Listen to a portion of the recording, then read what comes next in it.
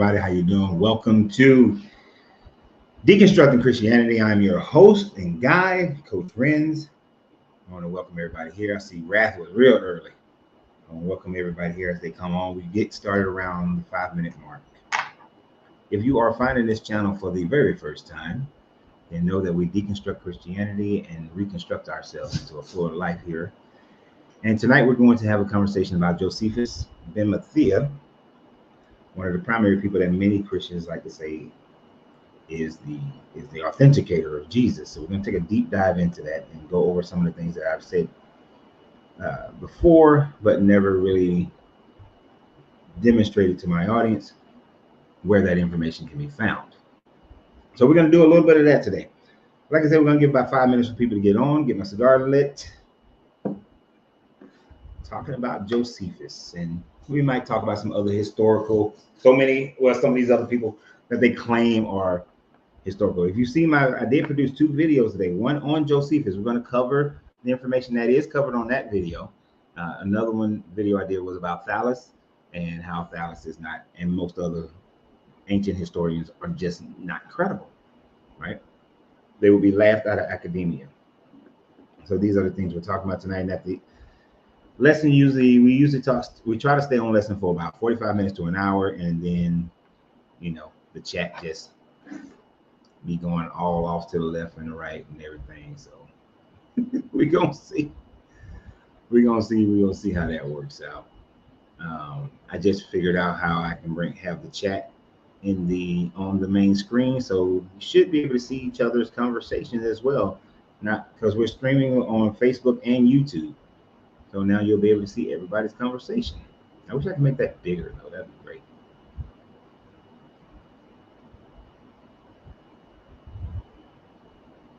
That would be great if it could be bigger. But it is what it is. We'll see. Maybe when I change the screen, it'll get bigger.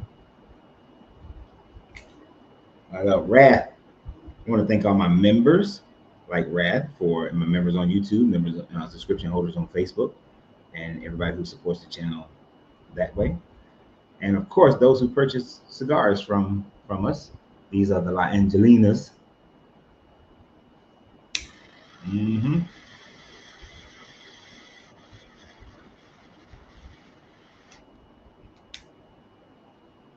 So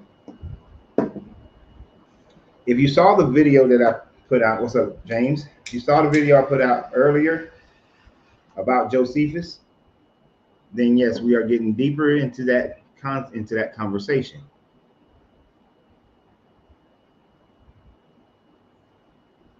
And exactly.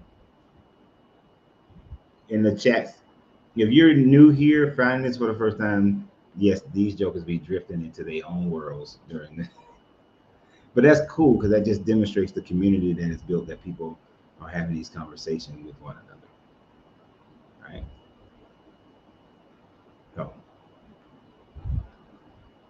I was hoping that when I remove that the part of the chat would be bigger. See, me without my glasses, I can't even see that.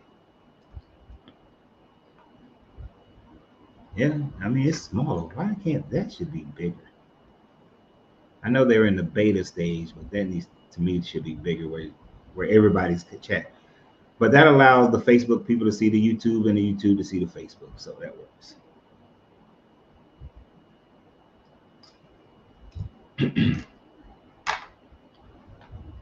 So I'm glad you liked the video about Josephus that we talked about that I did earlier today. I think it was, and you said it was spot on about indoctrination. Yes, indeed. And I don't know if you saw the second video I did right behind that one about Thales, which demonstrates even more so how the indoctrination of people in their culture it hinders their credibility when it comes to them being considered historian. Okay. Try to put your hat on in your mirror with the camera is kind of crazy. It's a weird flow, but I got it straight. Hands be moving differently.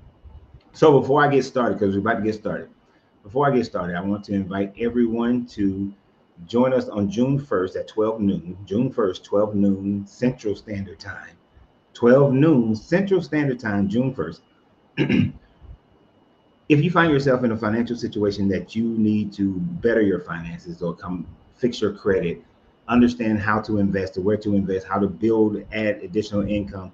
If you want to stop the financial bleeding and the financial stress, then join me June 1st for Financially on Fire with Stop, Drop, and Roll. We are going to cover a lot. And even though we will talk about credit and how to build your credit and restore your credit, we're not going to spend as much time on credit as I want to spend with people in developing how to add more income. And there's no MLMs or anything like that. I'm not selling you on you doing something that I'm doing, but finding things for yourself. You are going to receive this book that I had created years ago and I keep updating it, which is Financial Alchemy, Credit Restoration, and Credit Health. That alone would take forever to teach. This is why we're going to just get the main things about credit, and then you will receive this booklet to go through at your leisure. So sign up. In the description is $10. $10. That's all you are investing in yourself is $10. If you do not have $10 to invest in yourself, then you need to find $10 to invest in yourself. The only other reason you are not at doing this is if you're financially set or you just don't like me, and that's fine. I'm not everybody's teacher, so and I can respect that. But if you are on the struggle bus in any format, you need to be there. You need to be there. So on to the show. Oh, and by the way, let me also say, if for any reason you are unable to attend at that time frame, then the way that I do this one, it will be, you will still have access to it. So the way it's set up, you'll have access. You'll be able to come back and listen to it as many times as you like, as many times as you need. So you'll still have access if you can't make that time frame. All right. Now, that's right.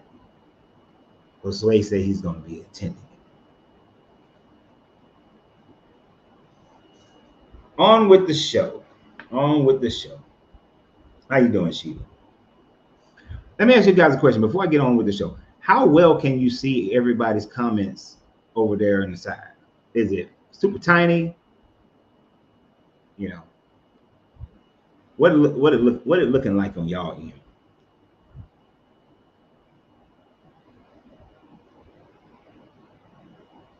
Because to me, it's real tiny. I'd have to have my reading glasses on to see it. This is in the beta format for StreamYard.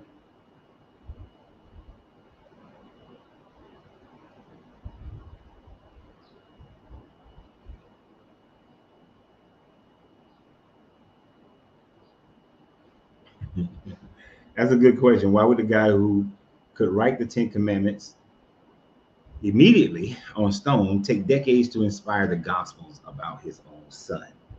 Nonsense. And yes, and the fact that what we're talking about today, Josephus, he writes in 91. This is being written in 91. It's very tiny. Yeah.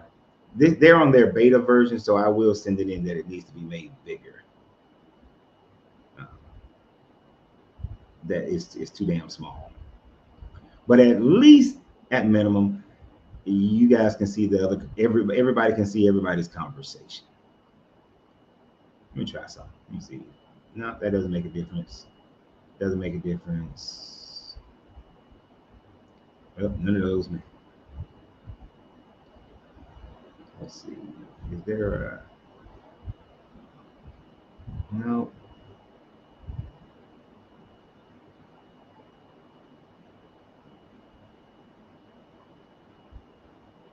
I don't see where I can make that any bigger.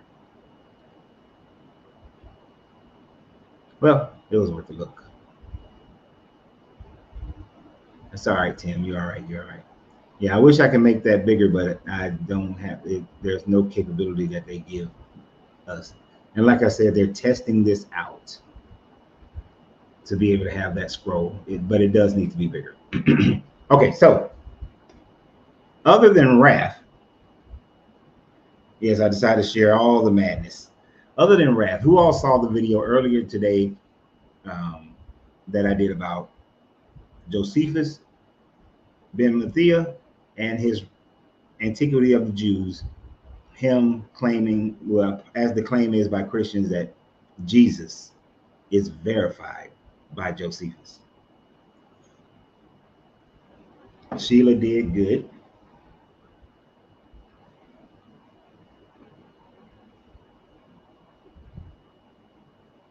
Good, good, good. Yeah. In order for us to really get a grasp on this, I do want you to go watch that video. Sean did good.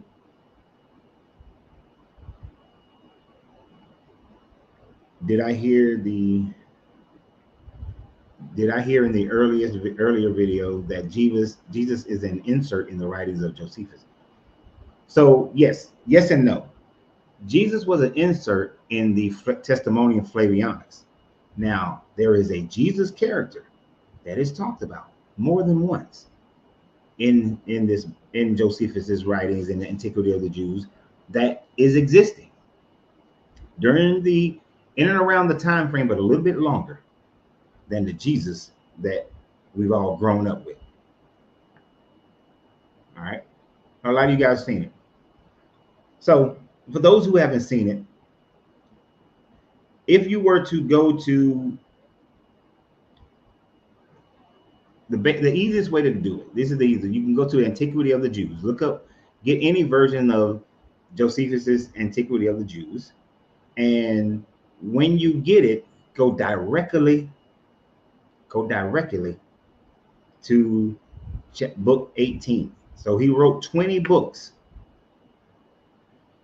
And in those 20 books, book 18 and book 20, there are Jesuses, and they are not the same. Now, the Jesus that is in book 18 is definitely an insert, an interpolation that was added to Josephus's work, and most scholars agree. The main reason that most scholars agree to this is because when you start out reading 18 is talking about, book 18, its primary focus is on, especially starting with chapter 2, is on a sedition that was being put down, that was going on, and a sedition that was put down by Pontius Pilate. And I'm gonna give you the cliff notes of it, since so many of you have already seen the video. Pontius Pilate is moving the army, the Roman army, from Caesarea, which is where he normally governs from, down to Jerusalem for the wintertime. Well, he goes there in the middle of the night and he brings all these effigies of Caesar, as they would normally do, because Caesar is always determined to be a god. And this is Tiberius, that is who is Caesar at the time frame. Is it Tiberius or yeah, it's Tiberius, right? But Nero then comes. Well, no, this is Nero. Sorry, this would be Tiberius Augustus, but that might be Tiberius Augustus Nero. Yeah, Tiberius Augustus Nero. So he brings the effigies. Now, according to the Jewish people, you can remember the laws of Moses. You cannot have any carvings, pictures, emblems, insignias of anything on earth, anything in the heavens, anything below the earth, and anything in the waters. You can't have those things. So, which makes me wonder why they take pictures. So the people get pissed, and they go to Pilate, and Josephus recognized, he calls it breaking our laws, how he is doing this to us and violating us. So Josephus is very much identifying himself as Jewish, a worshiper of Yahweh. And so Josephus writes about how they laid down. They was like, they told Pilate, "We rather die than you to put these effigies." So he takes the effigies out. But then later on, about a year later, this is around 24 CE. So around 24 CE, he takes some of the church money, redirect it to bring water into Jerusalem. They get mad, not because he brought the water. They get mad because he used the church money. And when they show up, Pilate has his troops kill a whole bunch of unarmed people, right? Wound some, kill more. A bunch of unarmed people get wounded and killed. Well, it then, so let me read to you how it ends on that part. And I did this on the video because the effect is not there. It ends with saying, "But they threw themselves upon the ground and laid their necks bare."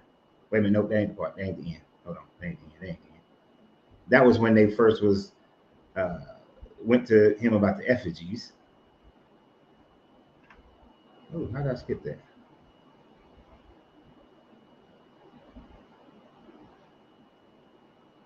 All right. So Pilate had commanded them and equally punished those who were tumultuous and those who were not, nor did he spare them in the least. And since the people were unarmed and were caught by men prepared for what they were about, there were a great number of them slain by this means, and others of them ran away wounded, and thus an end was put to this sedition. Now there was about this time Jesus, a wise man, if it be lawful to call him a man, for he was a doer of wonderful works, a teacher of such men as received the truth with pleasure. He drew over to him many of the Jews and many of the Gentiles. He was the Christ. And when Pilate, at the suggestion of the principal men among us, had condemned him to the cross, those that loved him at first did not forsake him, for he appeared to them alive again the third day, as a divine prophet had foretold these and 10,000 others wonderful things concerning him. And the tribe of Christians, so named for him, are not extinct to this day. And about that time, also another sad calamity put the Jews into disorder, and certain shameful practices happened about the temple of Isis that was at Rome. All right, so now that third verse in chapter 3 is what they call the Testimonium Flavianus. The reason why scholars don't agree that Josephus wrote this is because Josephus would have never said he was the Christ. Josephus, being a practicing Jew, would never have claimed Jesus as the Christ. And remember, Josephus is not born until 34 CE. Jesus would have been long dead. The Jesus of the Bible is long dead before Josephus is born. Josephus grew up as a Pharisee. He was in charge of the army in Galilee.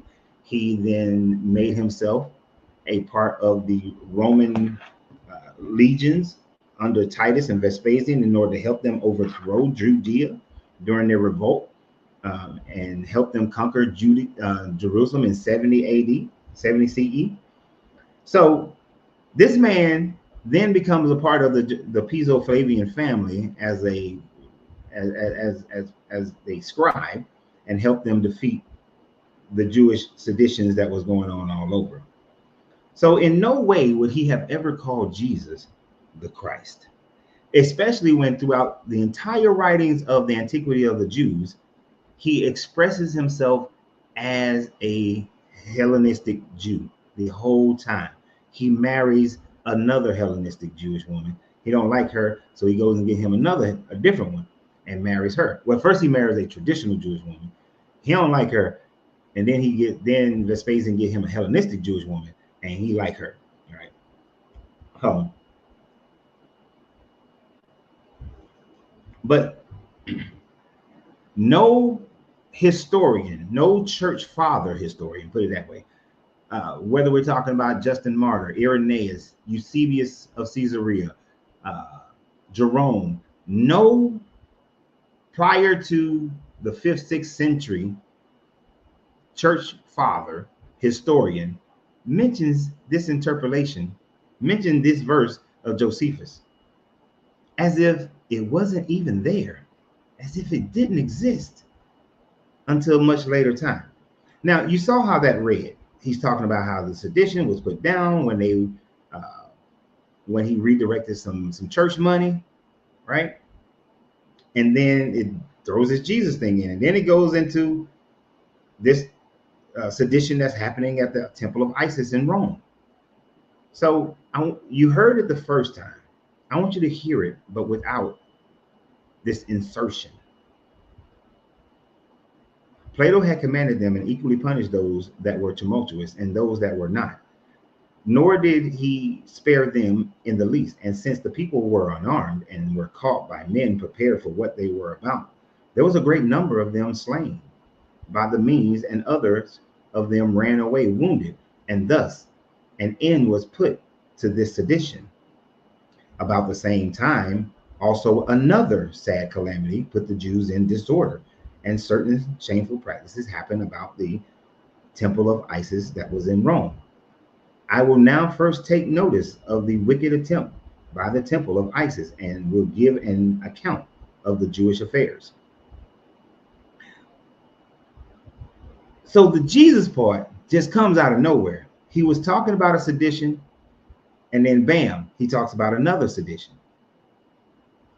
But someone threw in now about there was a time of Jesus, a wise man, if it be called lawful to call him a man, and then how he was killed, and then returned, and then that tribe of Christians so named for him are not extinct to this day. It simply does not fit in the way that Josephus wrote. It doesn't even fit if you were writing it. It's like when you go watch one of those movies and they have a scene in it, and it's like the scene didn't have a natural flow within the movie. That's what the testimonium Flavianus is. And then just the writing style itself is not Josephus's writing style. This is definitely a more of a pre-Middle Age writing style. So it is most likely that this was added. Nothing in the Council of Nicaea, no mentioning of it in the Council of Nicaea, no mentioning of it by any first, second, third century church fathers. So the evidence would suggest that Josephus did not write this information, and he certainly would not have called Jesus the Christ.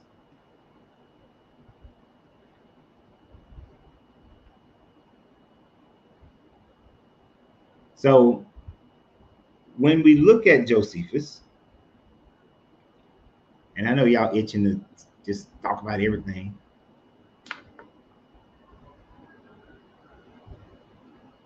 So Josephus wrote that there are people who believe in Jesus and they are called Christians. That's basically all he wrote. The other stuff testified to miracles and praises his faith. Yes. And actually, that aspect of Josephus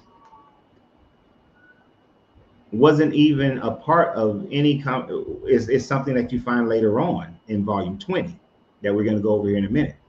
Josephus' supposed narrative account was based on hearsay and he didn't convert. No, it was all hearsay, but that account is not even him.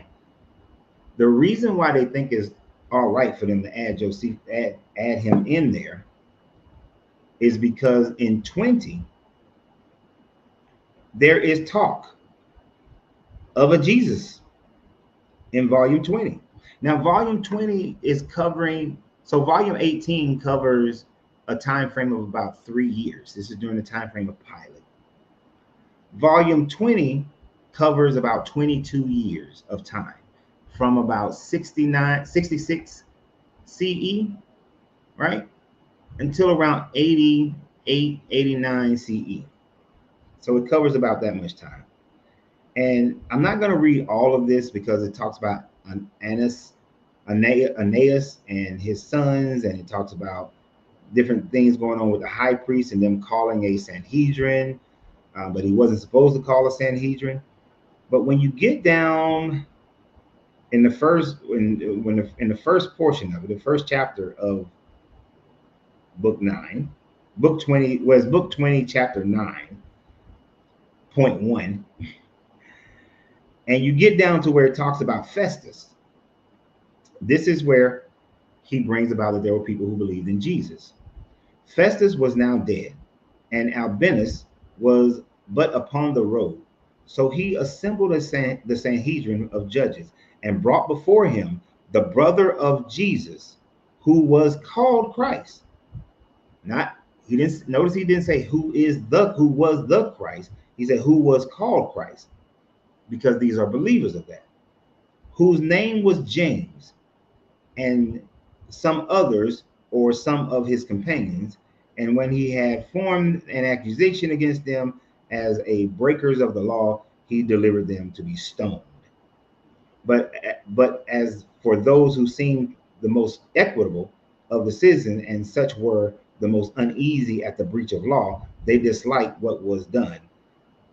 They also sent to the king Agrippa, desiring him to send Aeneas, as he should act so on. But it goes through how the Sanhedrin was not lawful, basically, on their laws. But okay, so he mentions there was a dude named James who was the brother of a guy named Jesus, who they called the Christ. They called Christ. But notice the difference in the writing. If Josephus in 18 said that he was the Christ, then he would not have said who was called Christ, indicating that that's what they called him. Now, as we go further into 20, and it's talking about this whole trial and everything, and there's a bunch of other people, but none of them have anything to do with what we're talking about here. We get down to volume 20, book chapter 9.4. It says, so about this time, it was that King Agrippa built Caesarea Philippi, larger than it was before, and in the honor of Nero, named it Neronis. And when he had built a theater of Becturus and vast expanse, he bestowed upon them shows to exhibit each year, and they spent their entire. So he's having shows. And 1,000 years of the drachma. He also gave the people a lagress of corn, and distributed oil among them, and adorned the entire city with statues of his own donations, and with original images made by ancient hands. Nay, he almost transferred all that was most ornamental in his own kingdom thither. This made him more than ordinarily hated by his subjects, because he took those things away that belonged to them to adorn a foreign city. And now Jesus, the son of Gamaliel, became the successor of Jesus, son of Damius, in the high priesthood, which the king had taken from the other, on which account a sedition arose between the high priests. Now, isn't that interesting? And now Jesus, the son of Gamaliel, became the successor of Jesus, the son of Damius, in the high priesthood, which the king had taken from the other, on which account a sedition arose. So Jesus, son of Damius, was a high priest, started some shit, and then his son Jesus of Gamaliel. Wait a minute, I got that right. Wait a minute. Yeah, his son Jesus, son of Gamaliel, and now Jesus, son of Gamaliel, took Jesus, son of Damius' place. So we got a Jesus taking the place of another Jesus, but they got two different daddies. The Jesus name, which is Joshua in English, evidently is a popular name. And I actually skipped where you first got the part about Jesus of Damascus, because it went up there in point one, where I talked about, it brought up James, and James was in trouble. Down lower in point one, it says, whereupon Albinus compiled with what he said and wrote in anger to Annas, and threatened that he would bring him to punishment for what he had done. On which King Agrippa took the high priesthood from him, and when he had ruled but 3 months, and made Jesus, the son of Damascus, high priest. So when um when Albinus decided that he was going to take James, who was the brother of Jesus, and hold a Sanhedrin for him, well, King Agrippa got mad about that, took the high priesthood from James, brother of Jesus, and gave the high priesthood to Jesus, son of Damascus. And then when Jesus, son of Damascus, FO'd and FA'd, he took the high priesthood from him and gave it to Jesus, son of Gamaliel. Gamaliel. So how many Jesus is walking around?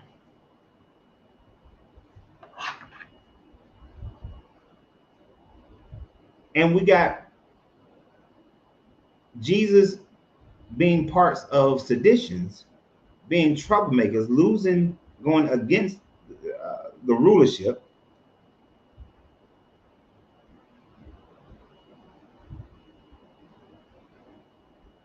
And when you go and read this, you'll see that they starting problems. These Jesuses are creating seditions. They are being charged in the Sanhedrins.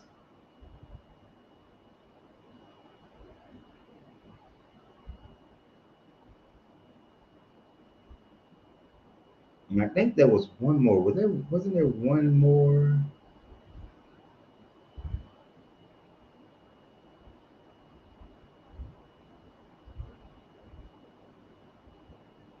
Let's see where to start on this one.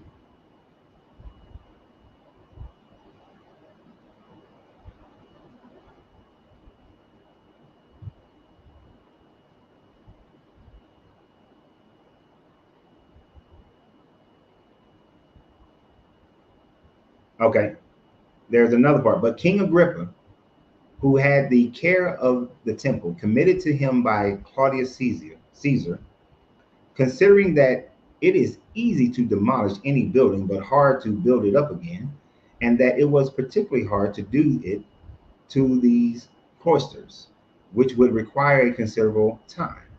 The great sum of money he denied the petitioners their request upon the matter. But he did not obstruct them when they desired the city might be paved with white stones. He also deprived Jesus, son of Gamaliel, of the high priesthood, and gave it to Matthias.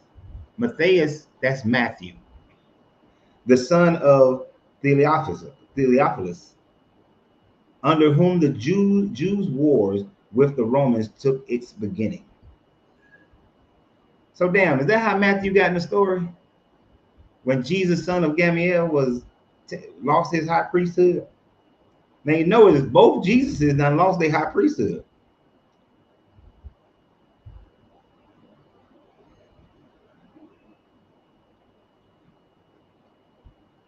So we got these. So I know you guys have heard me say that Josephus talks about more than just one Josephus. I mean, more than one Jesus. We have seen 4 Jesuses in this story. One we know is a interpolation that some ancient Christian dude added to the story, which is that Flavianus, the Testimonium Flavianus. The other Jesus is the one that they said is the brother of James. Then we got Jesus, son of Damnius, who was a high priest, but was a problem maker and lost his spot to Jesus of Gamaliel, who also became a problem maker and lost his spot to Matthew.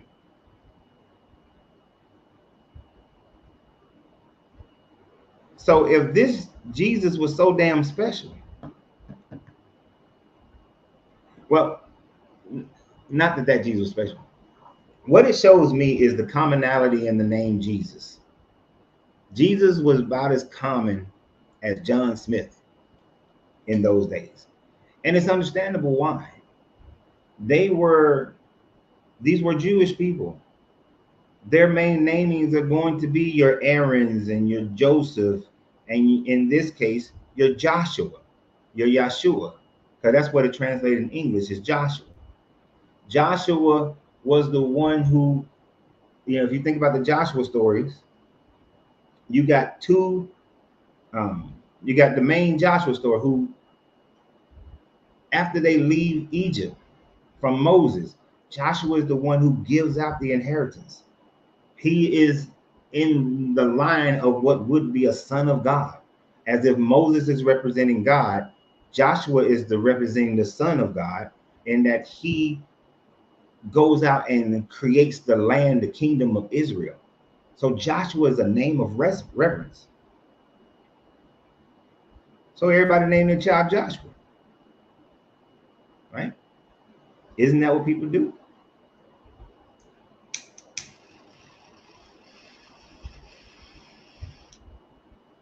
I was looking at something. I can't remember the name right now. Shit, what was the name? But, okay, easy one. How many people named their child Michael after Michael Jordan got famous? But there's a name in the NBA right now. And it's like 4 or 5 dudes in the NBA with the same first name.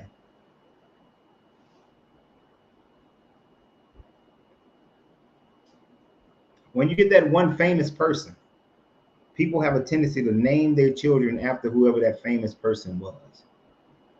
I guarantee there's a whole bunch of people name their children after President Obama. Because there's a lot of people who liked him. So a bunch of people probably have named their children after Obama. I bet you there's a lot of people who have named their child after Trump. I remember when people were naming their children Espen after ESPN. Yes, ESPN. In the 90s, there were people who had named their children ESPN, Espen. But yes, that's a lot of damn Jesuses. Now, I want you to think about Josephus' personality. So now I have read all 20 volumes of Antiquity of the Jews. And some of the things I noticed, Josephus is writing favorable to the Greco-Roman audience, right? And I noticed that when he talks about Moses, he left out the part about crossing the Red Sea. He left that part out. Didn't say anything about crossing the Red Sea and separating the Red Sea. Doesn't say anything about the golden calf incident. That's a big deal, the golden calf incident. Doesn't say anything about the golden calf. He claims, in order to give an antiquity to the Jewish people, because he recognized that the Romans respect antiquity, he claims that Abraham taught science to the Egyptians, and then the Egyptians taught science to the Greeks, and then of course the Greeks taught the science to the Romans. So he tries to give Jewish people this antiquity and this idea of philosophy, but he strays away from golden calves and splitting of the Red Sea. He stays away from those kinds of things. So Josephus doesn't always tell you the truth or the story the way he tells you the story, the way he want to tell it to you. Which lends into my second video that I did today, where I was talking about how these historians are, especially in these ancient historians, they can easily be swayed, and they all believe that these gods exist and these big miracle things happened. They don't know. There's no research that they had that says that, oh yeah, the Red Sea split.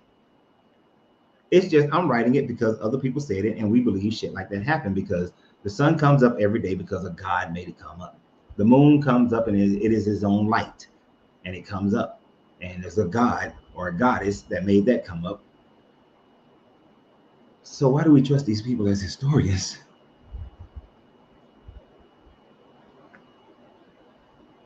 When most of the time their information is easily debunked. How many of you guys saw the video I did about Thalius today, about ancient historians?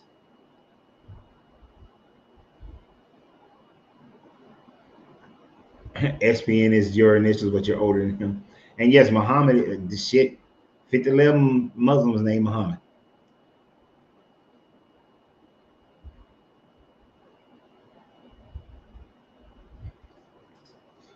How many of you guys saw my other video today about the Thalius and ancient historians and how their information is just completely off base? You're absolutely right, Dwayne. You really can't take these stories on and utilize them. So when you're dealing with a believer and they try to tell you that, oh, we have proof of Jesus, historical proof, you got to side eye it. All these people are writing based on a belief that all these gods existing and all these certain miracles happening. You know, if you accept one of the comments I made in the video, and in the other video today, if you accept Thalius's description of what happened at the crucifixion, then you also have to accept that Thalius wrote that Bolarus got down with Kronos and the other Titans and fought a war against Zeus and the other gods, because he also claimed that. But if you saw that video, you know how screwed up Thalius information turned out to be.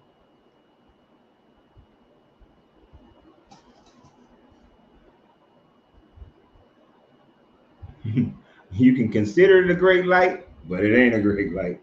Since it's a big ass mirror, it's a big reflective surface.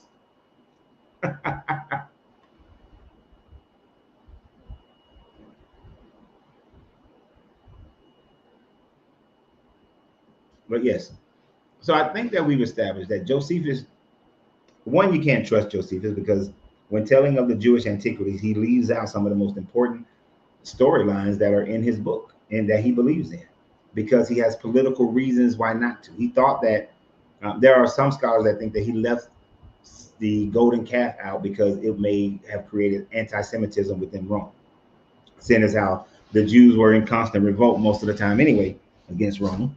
He didn't want to cause his Jewish people any more harm. But he leaves out very important information if he is actually writing the integrity of the Jews, because if you don't write about the Red Sea splitting and you don't write about the golden calf, then are you really telling the history of your people? And there are a bunch of other things he leaves out as well. Now, when it comes to this Jesus talk, he never talked about a Jesus that is the Christ. He speaks about one that he said they called the Christ. And understand, that just means they called him a Messiah. That he thought that he was the coming of a Messiah. And they didn't even come and get the Jesus character. They went after his brother James.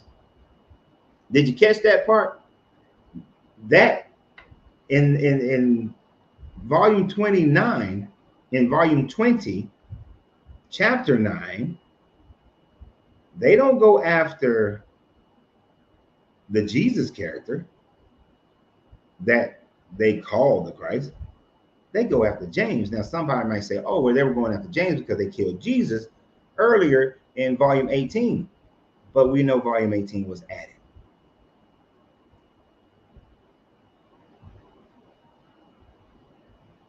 And the thing about it, the argument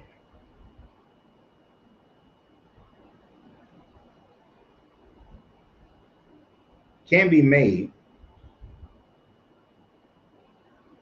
because it talks about, and in the first part of nine, and now Caesar, upon hearing the death of Festus, and we had talked about Festus up here.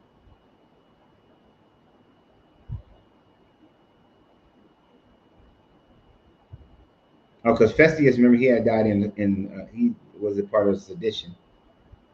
And now Jesus, upon hearing the death of, now Caesar, upon hearing the death of Festus, sent Abanius to Judea, into Judea as procurator, but the king deprived Joseph, the high priesthood, and bestowed the succession of that dignity to his son Aeneas, who was also himself called Aeneas. Now the report goes that the eldest Aeneas proved to be proved to be a most fortunate man, for he had 5 sons who had all performed the office of the high priest to God, and who had himself enjoyed the dignity a long time formerly, had enjoyed the dignity a long time formerly, which had never happened to any other of our high priests.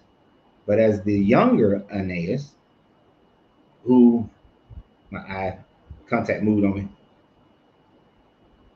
who, as we have told you already, took the high priesthood, was a bold man in his temper and very insolent. He was also of the sect of the Sadducees, who are very rigid in judging offenders above all the rest of the Jews, as we have already observed. Let me get to the part. Oh yeah. When therefore Aeneas was of this disposition, he thought he now had the proper opportunity to exercise his authority. Festus was now dead, and Albanius was but upon the road. So he assembled a Sanhedrin of judges, who brought forward the brother of Jesus, whom was called Christ, whose name was James, and some others, or some of his companions.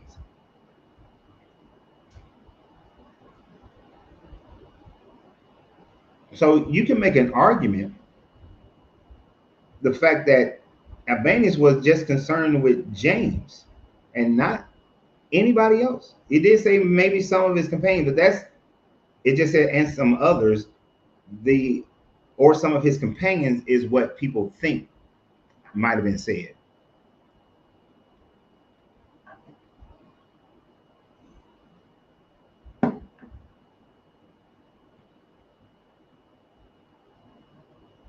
But there is, when you take volume 18 out, there is no recording of Josephus about a crucifixion of a Jesus character. They wanted to stone James and some of his folk. And this is happening at least around 66 and later, right? None of this is happening around 30, 33, none of that time frame. This is happening 66. So you mean tell me they let the rest of the disciples just run around free?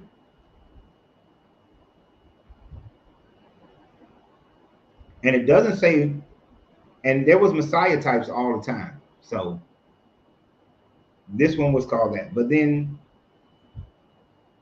he was replaced by another Jesus, and he was replaced by another Jesus, as far as being high priest.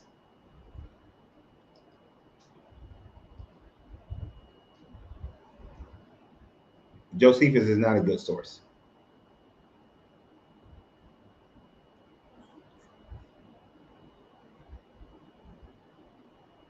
William Graves, I don't know what your points are in some of your things, but yes, Jesus is not God. Jesus, there is no God of this in this Bible.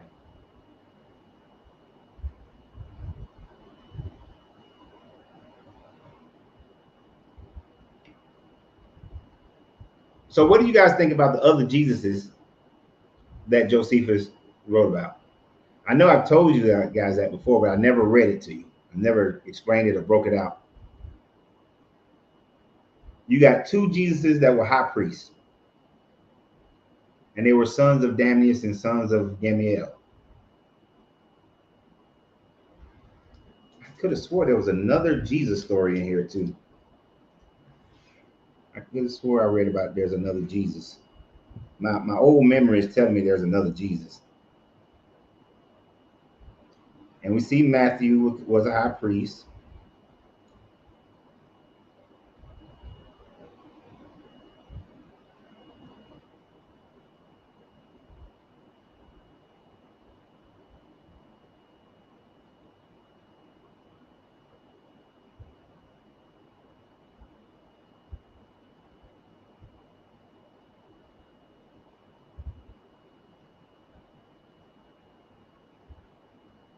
People rejected Jesus because Jesus was a liar.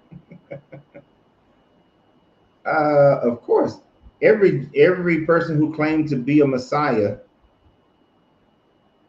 is always a liar. None of them were messiahs.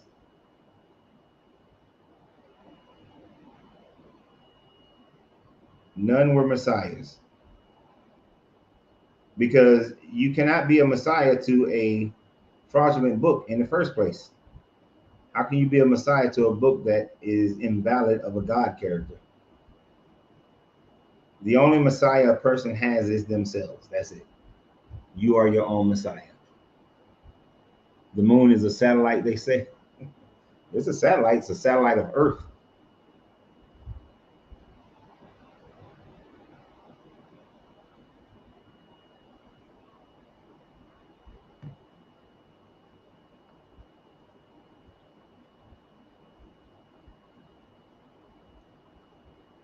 Now, this is a good one. If they put Jesus up on a cross for basically starting an uprising, why didn't they round up all his closest followers and execute them to completely stop the uprising? That is too much like right. Now, the Christian is going to tell you that that's why they all ran. But where did they run to? Right? According to the story, some of them simply stayed in Jerusalem. Depending upon which version that you're looking at, some stayed in Jerusalem. So why didn't they round them up? Some went in the other story, they went to Bethany. Why didn't they go to Bethany and round them up? And then in the other story, they went to Galilee. Why didn't they go to Galilee and round them up? Since all this was under Roman rule, they could have easily rounded them all up, killed all of them, and that would have been the end of the story. Unless it's just some made up bullshit. And none of it actually happened. And every year, you got to remember, Pilate was being recalled. So Augustus Caesar died, um, was like 47, 30. I forgot. He died, reign of Tiberius Augustus. So he dies in 37. Pilate, during that year, was being summoned back to Rome because Pilate was being seen as being too damn cruel during these uprisings and how he was treating these people who were in sedition. But because Caesar died, because Tiberius had died,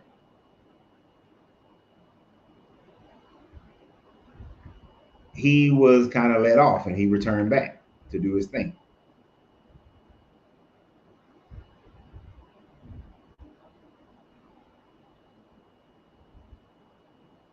So I got to ask the question: if Pilate was such a cruel dude, I'm with Sean here. He would have been rounding them fools up, all of them, if any of this stuff was true.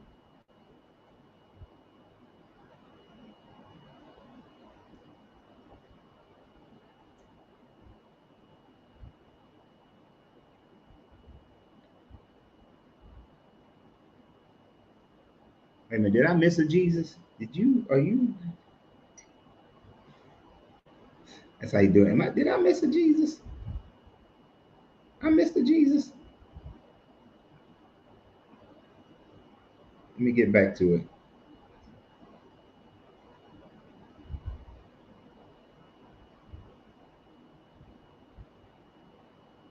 Do you know what chapter in 20 that it talks about his Bacchius?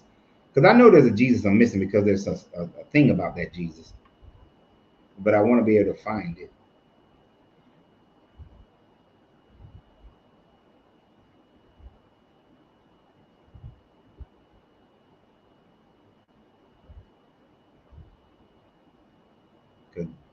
It's long reading.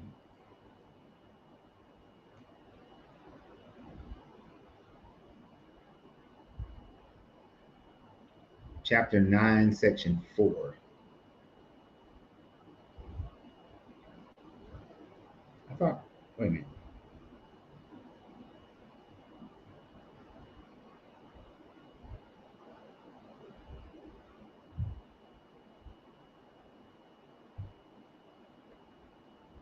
Chapter 9,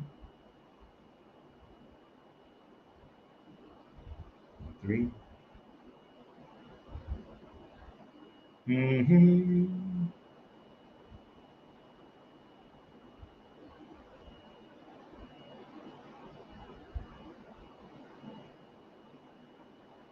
I see Jesus, son of Gamaliel, Jesus, son of Damnius. I don't see Jesus, son of, um, what's the name you gave? Bacchius? I don't see that name.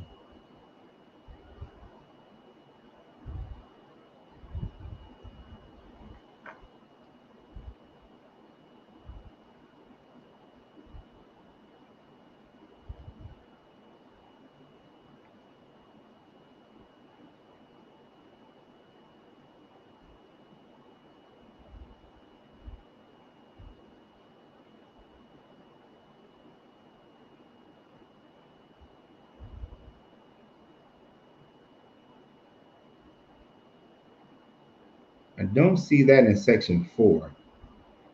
The only Jesuses that are mentioned in section 4 is when son of Gamaliel replaces son of Damnius.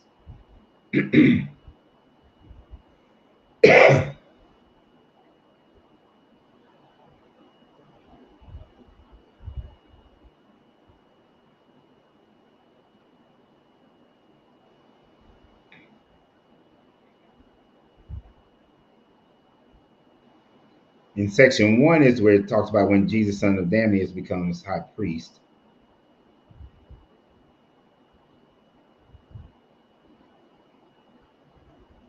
And you got, he increased his glory so Ananias increased his glory every day to this great degree and had obtained the favor and esteem of the citizens and signal in a signal manner.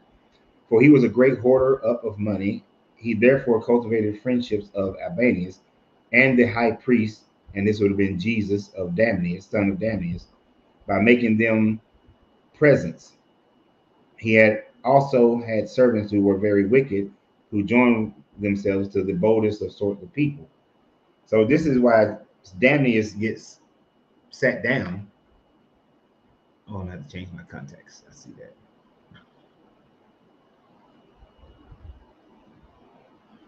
He said they couldn't have killed them all because they received the Holy Spirit. You got the Spirit, you be like Samson.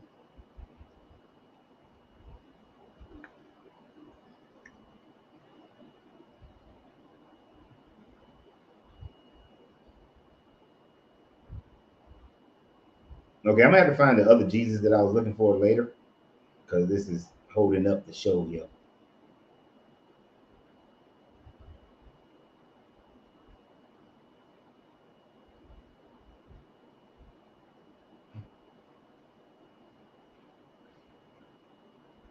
But how feasible is it that it is these stories of the different Jesuses added to and other writings about different Jesus stories that all of this stuff just bubbles up into this creation of Jesus?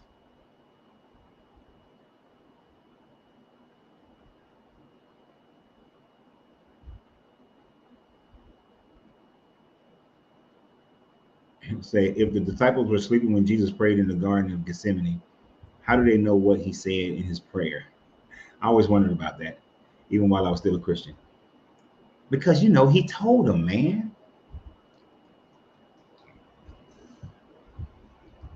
Jesus had to have told them what happened, what he said.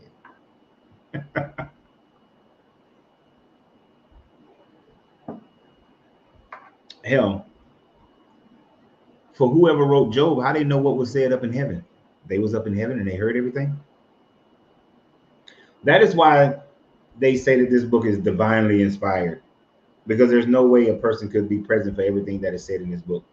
And do you really think that people was actually quoting this stuff? Like, who who wrote down his Sermon on the Mount? You got to be a fast writer to write that shit down.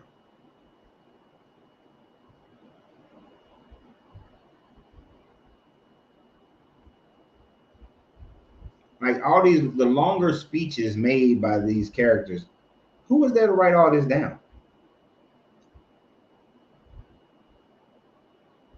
Oh,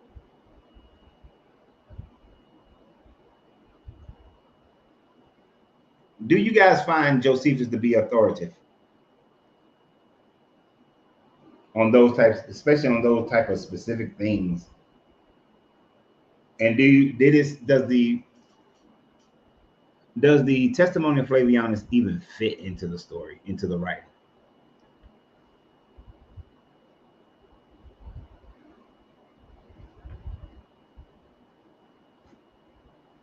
No, he wasn't created at the Council of Nicaea. The biblical version of Jesus had been created and maturing for hundreds of years before the Council of Nicaea. This story started being cultivated into the biblical version of Jesus uh, after 70 AD. After 70 well, CE in my words, after 70 CE is when you start seeing this story getting cultivated.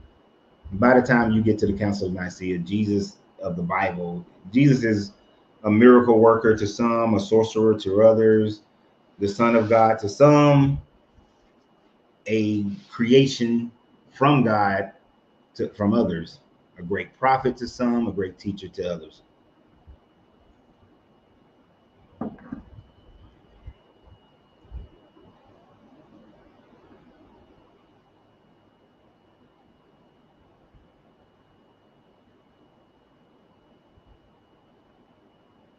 What in the world?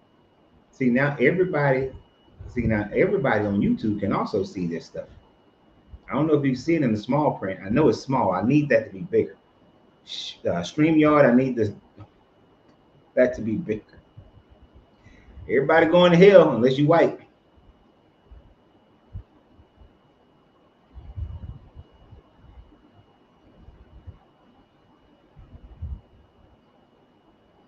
Nobody's going to the biblical heaven because the biblical heaven just simply don't exist. Can't go somewhere that doesn't exist.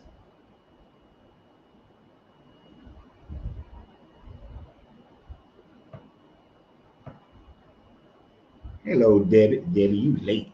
You late, girl.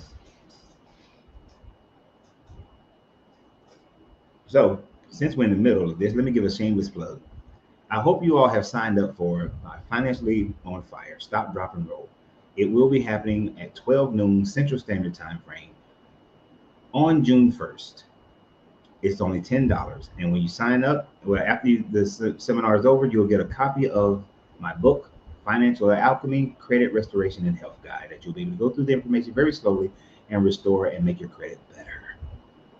So sign up today. And if you aren't able to join us at that time frame, you will be able to go back and see it at your leisure.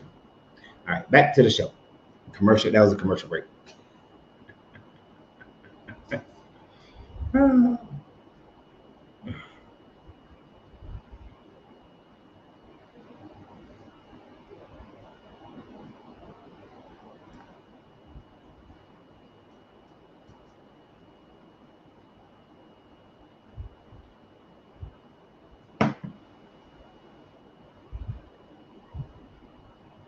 What is this? I'm tired of talking about what happened when we wasn't there, when this shit happened. What we're going to do now is my question, Coach. What are we going to do now? I'm being censored from some of this stuff that I shall from you and won't let me see, won't let me share it. Using that talking text. I think I understand what you're saying. What we're going to do now about what? Now, if you was on the show last night, you heard me talking with Kevin Wesley about leaving America and making a better life for yourself and creating a community of people of like mind. And that's not like mine religiously, but just a like mind of wanting a better life for yourself.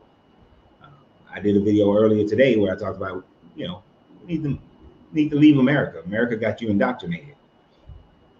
So uh, if you don't want to leave, since 76% of black people live in the Southeast, I suggested years ago that we all move to the Southeast and take over the government.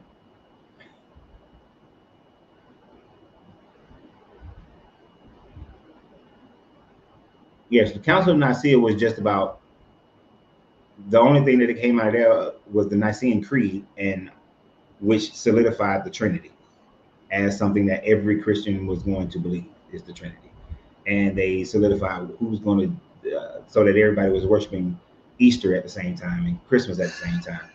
Other than that, nothing else was done at the Council of Nicaea.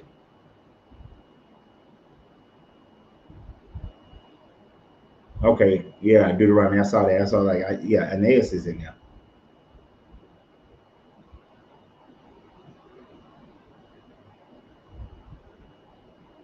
I did. Is it Eastern time zone? My time? No, it's Central time zone. Central. So that'll be 1 o'clock Eastern time zone. That'll be 1 o'clock. The If you look in the description of the video, the description of this video, you'll see the link to sign up for the webinar of Financial on Fire. So yeah. So just look in the description.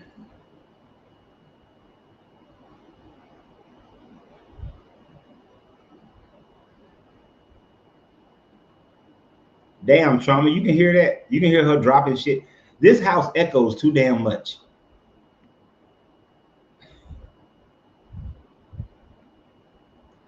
All right, Tim, you sound like that dude last night who was talking about Tulsa. Liberia was set up in the late 1800s, was a colony of America, pretty much. Come on, man. Look at the thriving African nations today and look at how much better would they thrive if they had a huge influx of medical, engineer, technical people, black people coming into there. How much just a bunch of retirees.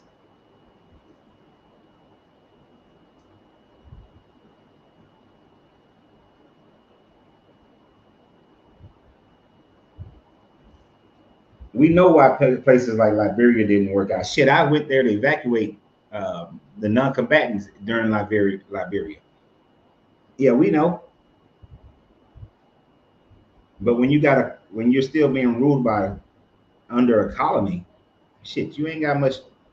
You ain't ruling, but countries are ruling themselves now. So don't let that hold you back. We talked about that last night.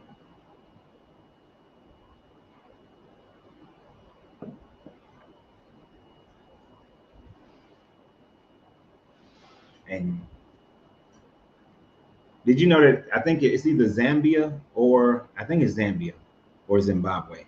It's one of those two countries where if you wanted to go and start a farm, and as long as you work with the local village, they will literally give you the freaking land to farm in. It's either Zambia or Zimbabwe. I can't remember which one it is, but they'll work with you. As long as you're agreeing to work with them, they'll pretty much give you the land.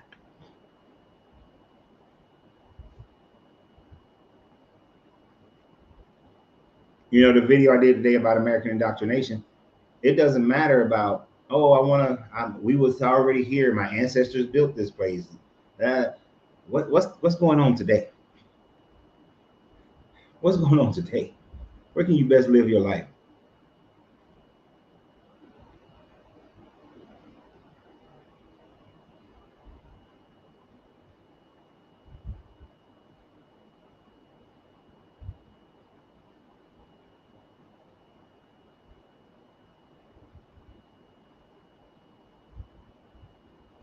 Exactly. You know, I would imagine they're going to get an influx of folks moving to Burkina Faso. They keep fucking with Torre, and they about to get a serious influx of folks coming into Burkina Faso.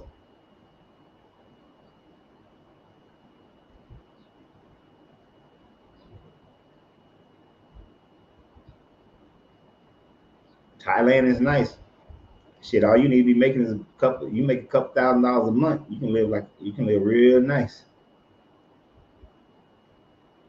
How many African people live in San Antonio? In San Antonio, oh, you got a bunch of Somalians who live wherever you at.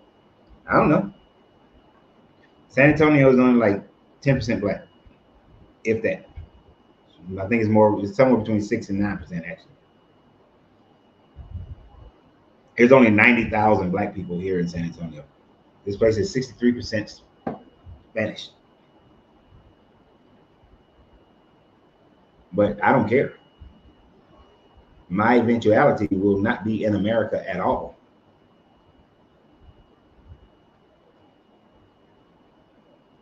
As soon as a couple of financial things get handled, I'm out. Deuces.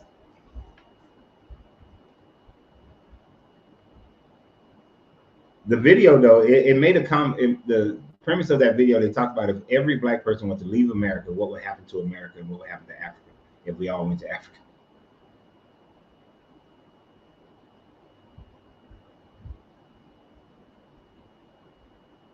America would literally go into bankruptcy. Yeah, I know. It doesn't matter how many people live here of a particular group. And a lot of people don't realize a lot of those, especially I saw this in Atlanta, so I can't say it happened in other places, but a lot of the Nigerians who would come to Atlanta, they come to America, finish their education or get some education, set up some businesses, make some money, do some Pan American business, some Trans American business, or what's it called, business between America and Nigeria, set up they establishments in Nigeria, and then take their ass back to Nigeria.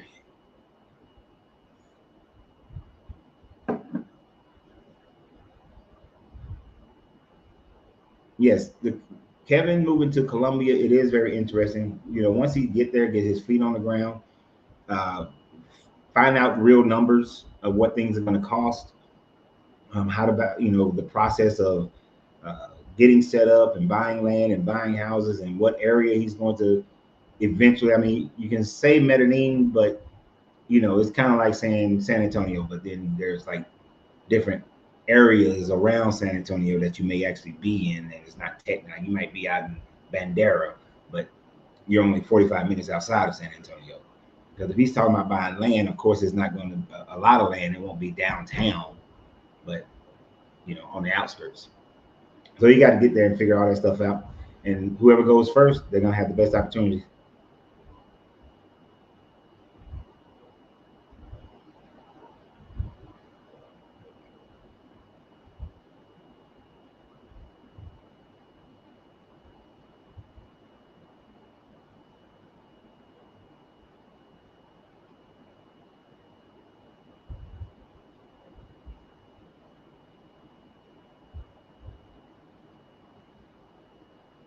I'm 99% sure they will stop our military retirement and disability pay if you and I would move, even if we kept our citizenship here. No, actually they can't, and they don't. There are literally tens of thousands, hundreds of thousands of veterans who are living in other countries. They don't stop it. I knew veterans living in when I was stationed in Germany. There were veterans living there who was getting all their monies. It doesn't matter where you live. You still get your veteran. You get your VA and your disability check. Access. You have to see what the medical situation is, because there are SOFA agreements with certain countries that then your VA benefits transfer over to their civilian health care, right? Because there's no VA access. But they cannot stop your military pay in VA.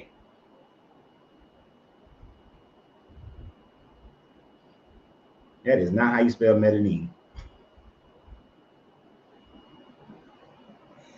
It's Medellin. Medellin.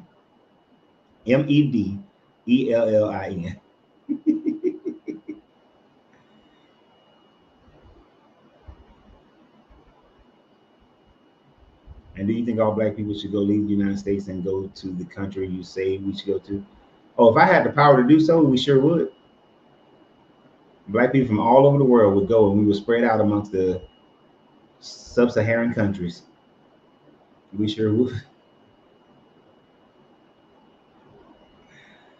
Uh, we sure hell would.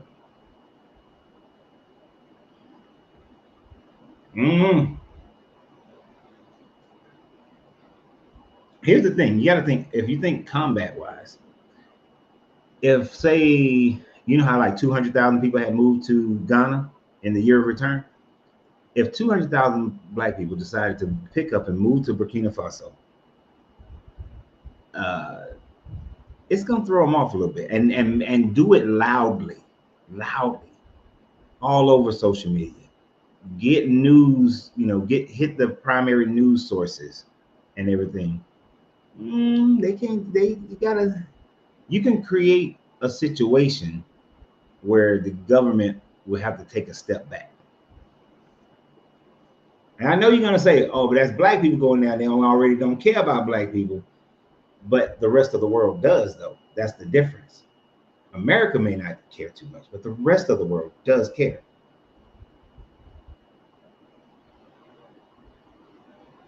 This is why I will easily say a black man in another country is not a black man. You're just a man.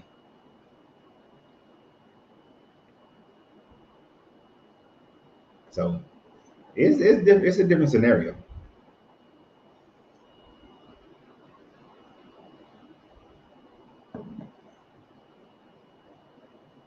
But if I was in my 30s, I'd be in Burkina Faso. Like, look here, I got Marine Corps experience. I got Marine Corps experience. They finna fuck around and find out. I'm with you. I'm with you, Captain Torre.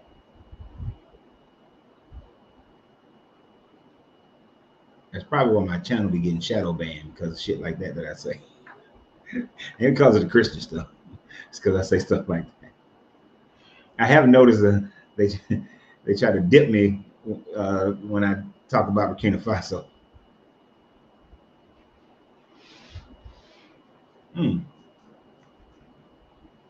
America knows that the overwhelming majority of black people in America ain't going no damn where. If we won't even group together in our own cities and build our own communities, or group together within the states, they know they ain't gonna leave the country. It's 40 million black people in America, roughly. If all 40 million moved into South Carolina, Georgia, Alabama, Mississippi, can literally take over every government position, every government entity in those states. That's 4 states, right? Yeah. So if you move 10 million into each state, you literally can run those states.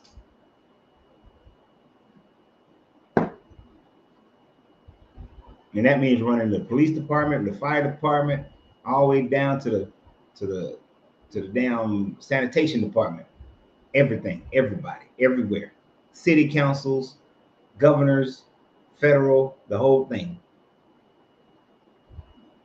And shit, you don't even, and the thing about it, you don't, in places like Mississippi, you don't need 10 million to go to Mississippi. You send like 5 million to Mississippi and you running the show.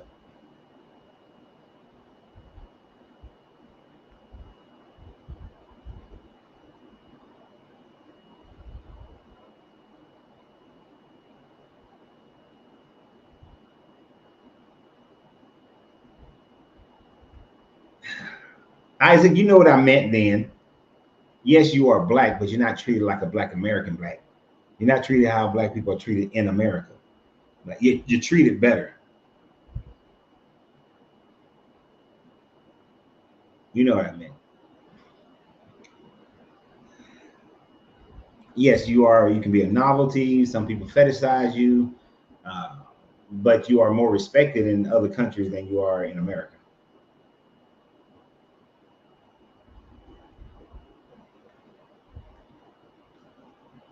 Now, the interesting thing about sellouts, there's always going to be 16% of the people who are not going to do something. I don't really care about those people. I don't care about the sellouts. I don't care about that 16%. All you need to do is get over the 18% mark, somewhere between 15 and 18%. Once you get over the 15 to 18% mark of a movement, you'll get another 64, well, 72% of people will join in. It's something, yeah, like 64% of the people are just going to join in at that point, and you're good. You're good. And you'll still have that 16% that want to live and be with, you know, in the oppressed areas and think that you just, oh, they're going to mess it up. I ain't going to go there and risk my money. They're going to mess, you know. Those people wouldn't come join you unless they get kicked out of the other place. So I wouldn't worry about them. Wouldn't worry about them at all. I'm not worried about them. Even with this thing that Kevin is doing, it's like I explained that last night. You got about 1% of the people ready to go now. So he'll get down there and then there'll be, he has 1 million people following him on his page. This information is going out. So he is going to be like, he will probably get over the next year or two, roughly about 100 people that will join, that will come down there, right? And then after that 100 establishes everything and gets it going and makes the process easier, you'll get another, then all of a sudden you're going to get 300, 400 people show up. And then after 400 more people, 400 more people show up, we're like 5 years down the line now. All of a sudden you'll start getting this bigger influx. You know, things grow, but they start small. But you can't worry about everybody else. But it's funny that it's probably easier to build a community outside of America than it is inside of America. Because those 19 families that went down to Middle Georgia, they haven't had any massive growth because people are already too comfortable where they're at.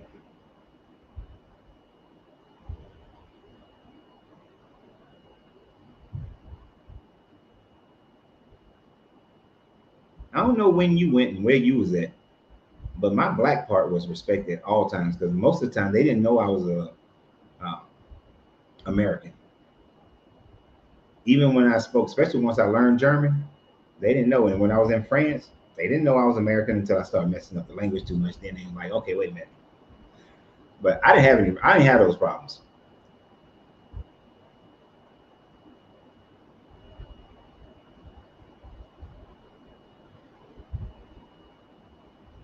Nope. And this is the other thing about doing it in another country. America ain't coming over there and doing shit. They ain't coming over there and doing nothing. You think America would? They ain't coming over there doing nothing. Come on, Trump. You smarter than that. You smarter than that. That's why I told Kevin last night. If Sean, Trauma, Raph, Tim can't take everything they say is serious because they be acting stupid sometimes.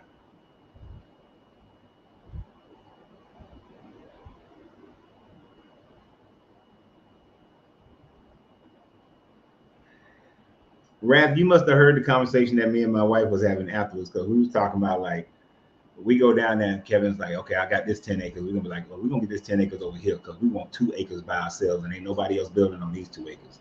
We'll be part of the community, but we want 2 acres by ourselves.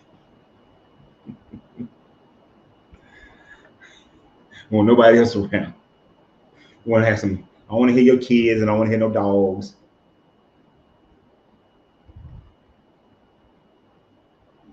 Nah, ain't nobody blowing up. Trauma, come on now. This ain't the 1920s.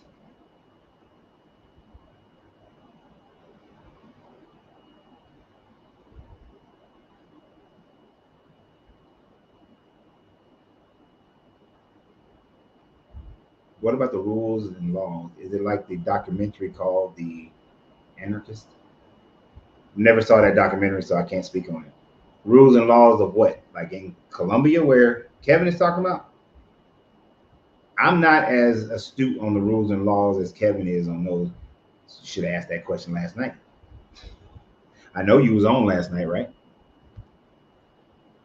We went over what it takes to get the different visas and citizenship. I know that you can buy land, you can buy a house. That you don't have to be Colombian to do that. As long as you got one of those visas or whatever. Once you purchase any property that's valued at $25,000 or more, you automatically get citizenship when you do that. Now they have other rules and laws like if you have a gun, it has to be. It's not registered through the county or the city. It's registered through the military, and there's a lot of paperwork. It's a little bit more. It's more difficult. Um, they have their tax situation is between 0 and 39%, so it's based on how much money you make. There's a VAT tax, which helps pay for like citizenship.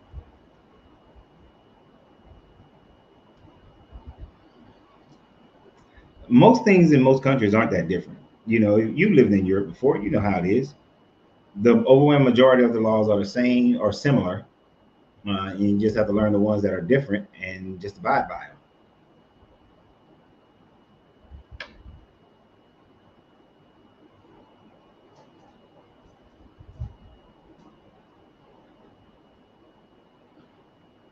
But yeah, we get down there,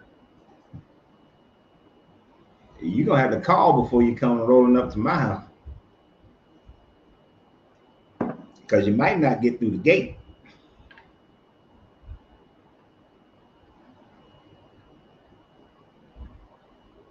It sure would.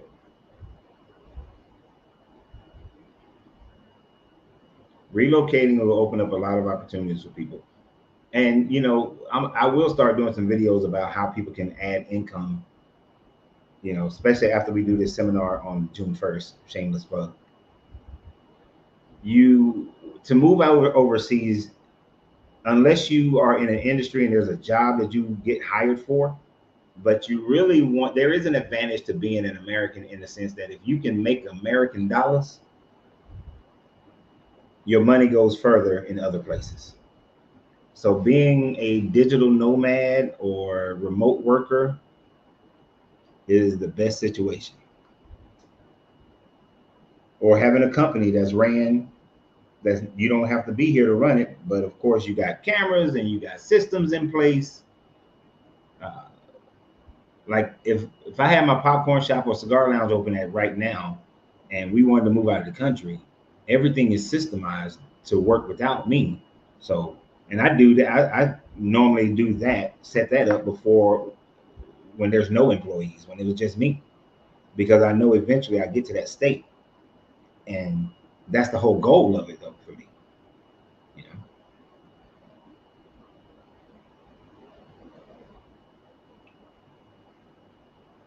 hell, I would go to this popcorn shop just because I was bored. Like, let me just go over here and see what they're doing.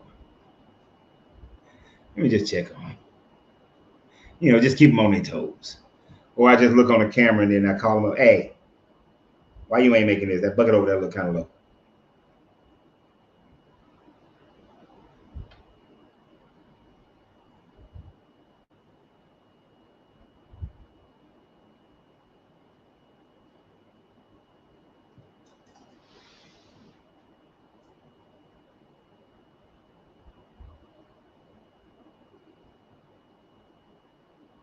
What do you say? Yo, coach. That's how I'm calling you. You gonna be calling me like that? Can't get past the gate. If I think you're talking about like being in Colombia, you ain't getting past the gate, man.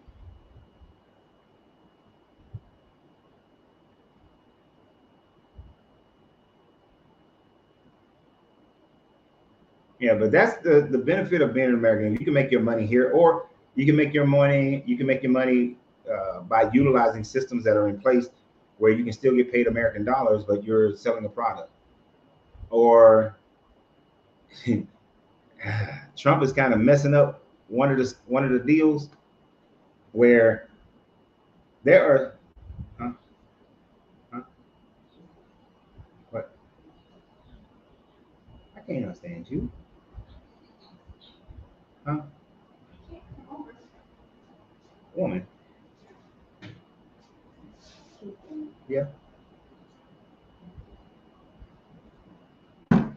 You know, my wife is the worst lip sync talker, whatever you want to call it.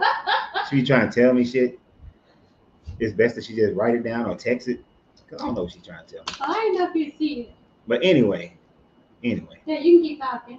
Anyway. You keep talking. Whatever. Yeah, if you were selling something utilizing Alibaba or what is that? House. Is that what? Oh my God. You can't write You're either. being crafty. Damn, she can't write. I can Boy, write. I tell you, I'm very. that North Carolina education. Sir. Been very. I don't know why she didn't just text me. Cause this is not text worthy.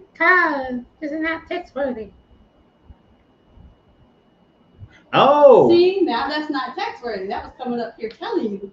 Yes. Some things you gotta tell people. You know how she could have told me something after the show was over? No, I couldn't. But she just couldn't hold it in because it would have killed her. You remember the response the other day? The response the other day? When you called? When he called you? When he called me? What do you mean what response? I know what I asked him. Remember when he said? I'm not being there? No. What? I got sunstroke from being there. I don't know. Oh, man.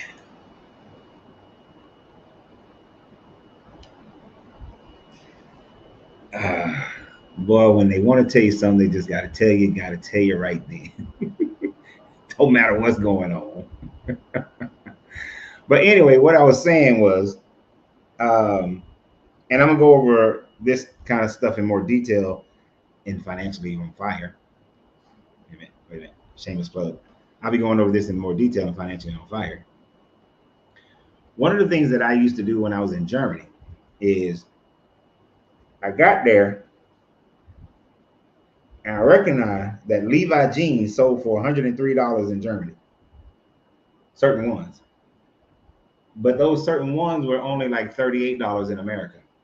So I had people buying the jeans for me in America, shipping them to me in Germany, and I sold them for like $75.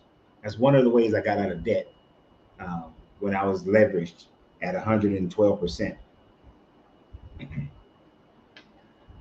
So there are products that are easy to get here in America. Easy to get in America and you ship it over there. I knew a dude from the Gambia. He was shipping diapers to Nigeria. Like he was from the Gambia, but he would ship diapers to. He had a store he called the American Store in Nigeria, and he would ship diapers more than anything else.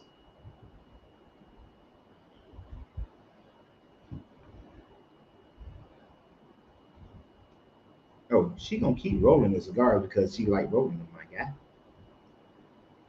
I'm gonna get my cigar, but you got to have your mind ready and open for opportunities and think beyond the veil, as they say, because that's how you can make it work. There are things that you can get your hands on in America that people can't get their hands on, get it in, and flip them and sell them. Or you can just use Alibaba and order shit and sell it worldwide. It's all kind of ways to add to your income so you can get the hell out of America.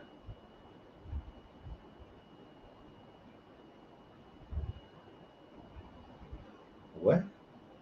I'd get the 511, sell them for a ball 50. What the hell is a 511 and what's a ball 50? I know what 50 is, like $50.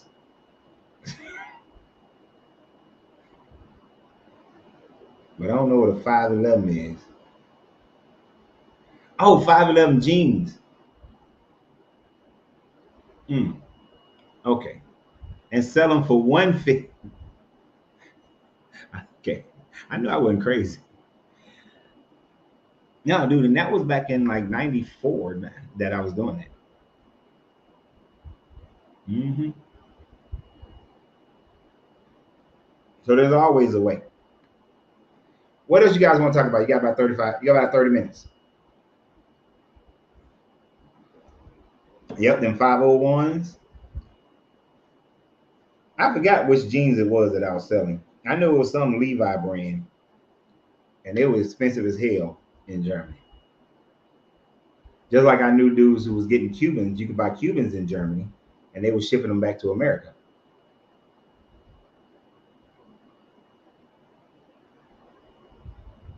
So Jack Daniels, I would get my military allotment of liquor, and then for the people who didn't drink, I would get their little liquor tags and go buy their allotment of liquor, and I would sell Jack Daniels to all my little German people that I knew. You know, I may have paid, I don't know how much I was paying, 30, 20, $30 for a bottle of Jack Daniels, sell it them for like 50, $60. Mind you, I'm talking about back in 1994. Different prices back then. I'm pretty sure some Gentleman's Jack costs a hell of a lot more than that right now. Get that black label bottle for $12 and sell them for 28.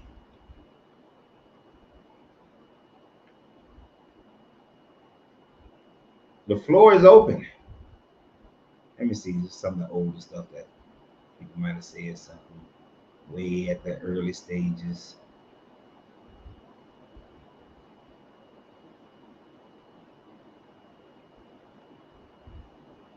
I don't know why that came up.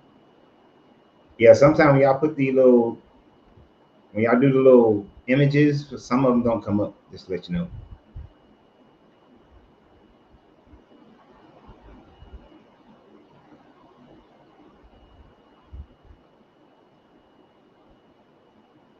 Just seeing if I missed any conversation worthy questions.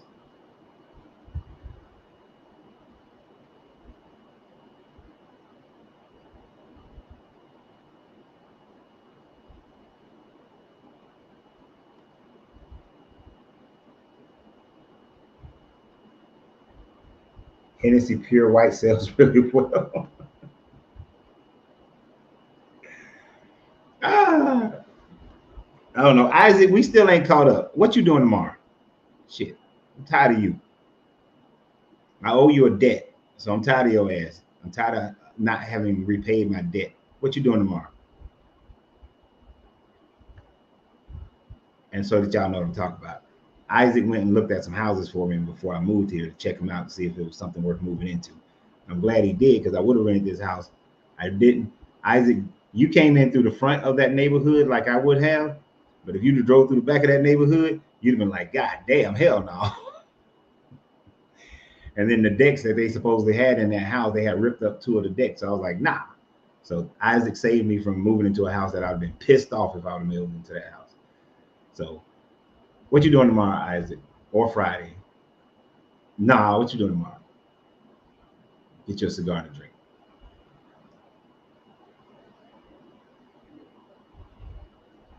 Do they need nannies in Colombia? You don't want to be a nanny in Colombia. You ain't getting paid no money. It is the expats. It's the expats are the ones who are paying Colombian women to be nannies, and they're getting paid in like low wage. Those they're low wages for Americans. You wouldn't be able to live American style on the wages that you'll get paid as a nanny.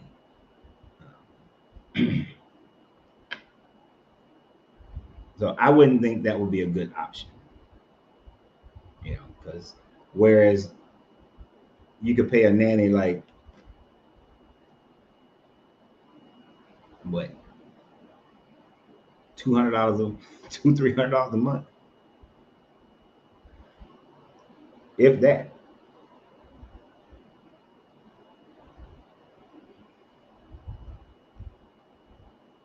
I'm watching the kids. I said, "What you doing tomorrow during the day, during the daylight hours?" Don't tell me you working all day, because you ain't working all day. I know exactly where you can meet me tomorrow, like around noon, 1 o'clock.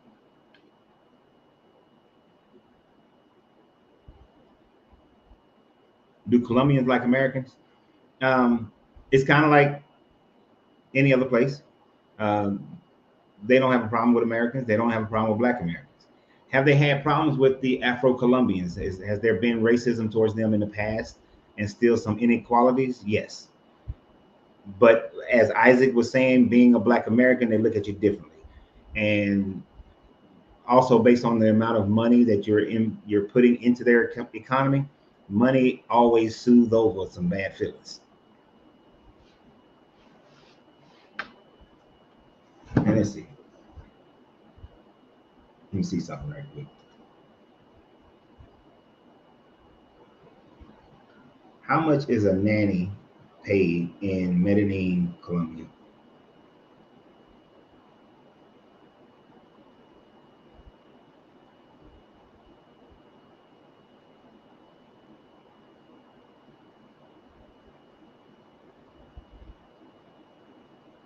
I need to know that in American money, not their money.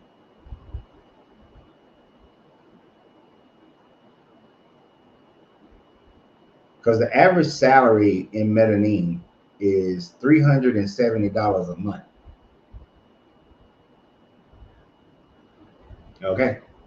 You see what I'm saying? Who was that? Stephanie?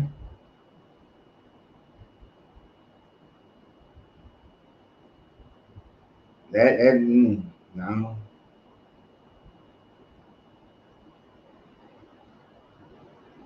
You're getting paid about, a nanny would get paid somewhere in the neighborhood of, let's see if it's 4,000 to one, and it's that amount, somewhere around around 800, $800 to $900 a month as a nanny. And that's on the high end.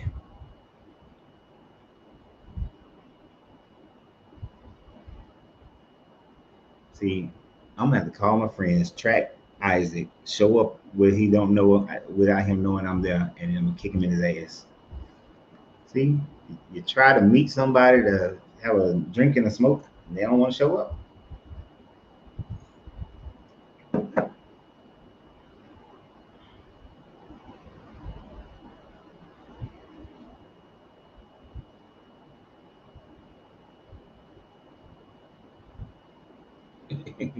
Exactly. Never mind on that, right? It's in the Quran.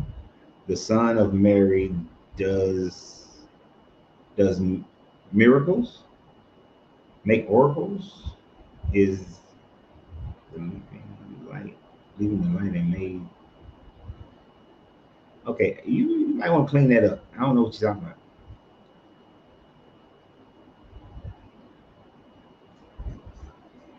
I don't know what you're talking about now.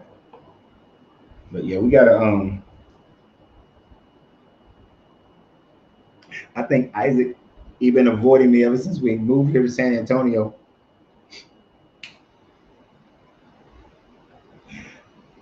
I know that's what Isaac doing. He been avoiding me the whole time since I've been here. I ain't seen Isaac since I moved here.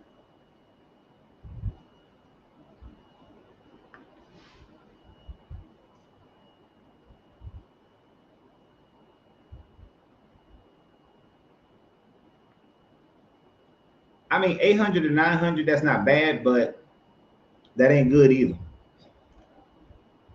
That's that's not good. You need to make more. I mean, to live more of an American lifestyle, you're gonna need more than that. Like I saw this 2 bedroom apartment in a high rise, 2 bedroom, 2 bath, high rise downtown Medellin, and the rent was $1,000 a month. You see what I'm saying? You ain't living too great on $800, $900 a month.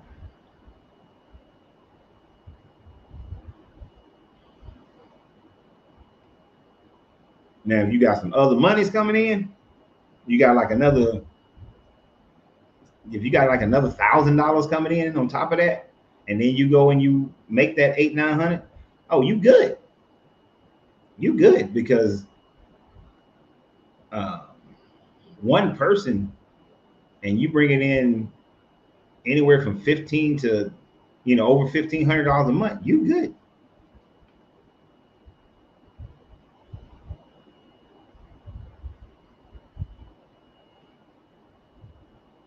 So let's say Stephanie was, making $300 a month selling a product online that she found on Alibaba. She's making another 300 a month just on some type of social media views on videos on one channel, and another $300 a month on another channel. So she got 900 coming in, and then she goes and nanny. All right, you got $1,800 a month. You good. But then as those others money started growing, you find another product to sell, or you find something down there that you can send and sell to other people around. Then all of a sudden you start making 2,000, and then 3,000. Then you ain't nannying no more. It's all about a plan that you are willing to put the energy into. You figure out the plan, you figure out what you're willing to do, and you put it together, and then you build on it.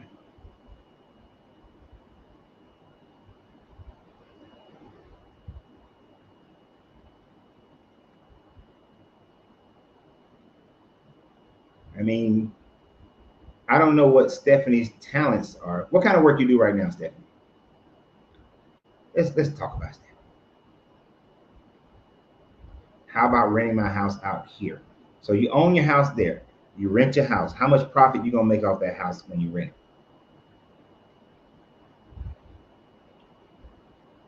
Now, mind you, you got to set some money aside for if something go wrong at the house. I don't know, Stephanie, can you talk? Because I want to do that. I love doing this kind of thing. Can you talk right now, Stephanie? Because typing and shit gonna get on my nerves. It take too long.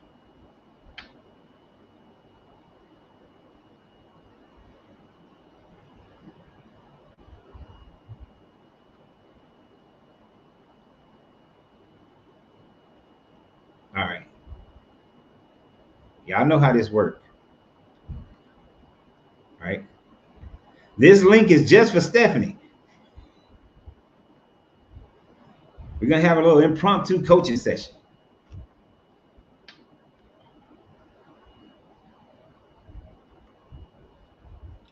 Yeah, buying and building your house is much, much better.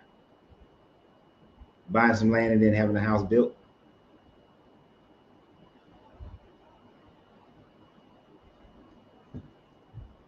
Let's see how we're gonna do this.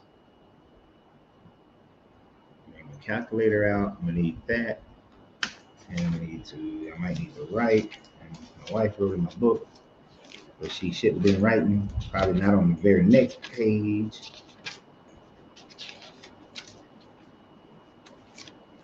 Where she wrote that in. Let me have something right on here. Click on the link, Stephanie. Click on the link.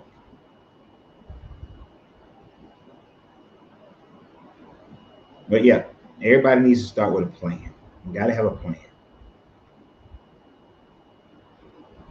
Now, y'all know, I don't know Stephanie. So, and Stephanie has not done my onboarding. So, I don't know a lot about her other than what I've seen in comments. Stephanie says she's ready to leave this country. Let's see what we all can learn. Macy, slow down. You're messing up one of my thought processes that I was going to say, Stephanie. Macy, this is why I always say, no matter what idea you have, somebody got the same goddamn thought going through their mind at the same time. It's all about who acts on it. God dang it, Macy. That's one of the things I was going to bring up. But first, I had to ask some questions first to Stephanie before I got to that one. But that is one of the things. Not getting herself. She's probably. Come on, Stephanie. Well, while we're waiting on Stephanie, so Macy just said something that is a thing that I experienced. All right. So online teaching, and it goes beyond that. If you can go online and learn how to use, and you can go to formal classes, or you can go to online classes, or you can do the Google search certifications or whatever. But if you learn Microsoft Office, that's Word, Excel, PowerPoint, learn those three. More important, those three. I don't know if they still. I don't think they have access anymore. But uh, Publisher will be the other one. Publisher, Microsoft Excel, Microsoft Word, and PowerPoint. Learn those three, or whatever it takes to get mouse certified. It's called mouse certification. Publisher is not part of mouse certification, but you get mouse certified. It might cost you $1,000, $2,000 to get that certification. Access still exists. Thank you. I've been out of this realm for a while. With that mouse certification,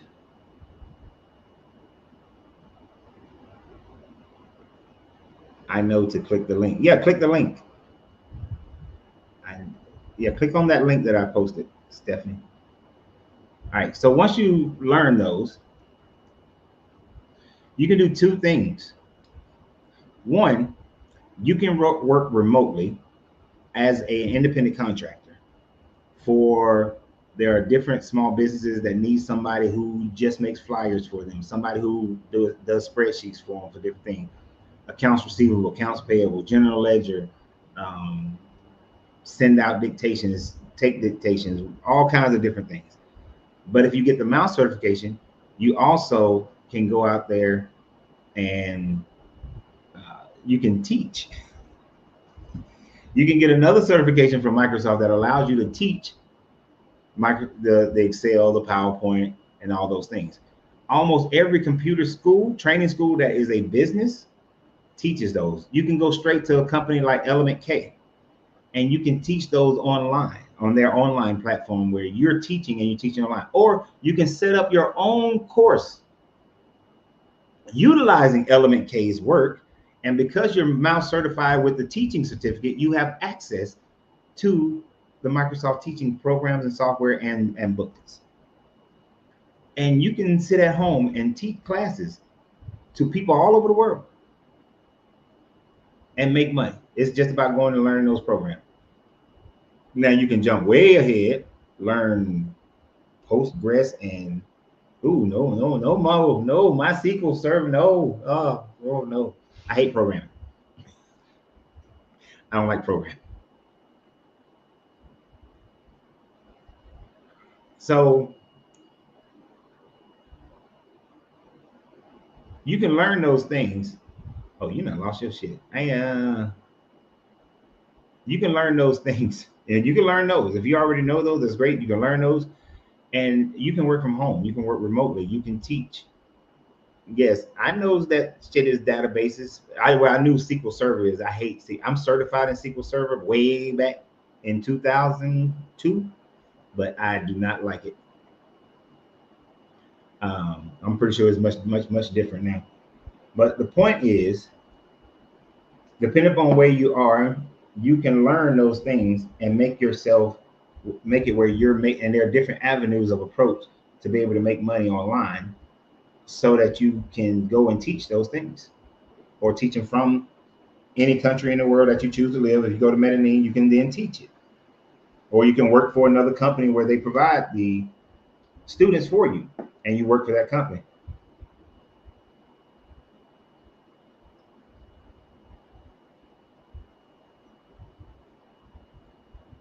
Charlie, I don't even know what the hell. I don't even know what you're talking about, Charlie. That's just an out of nowhere kind of statement. You have to be more specific.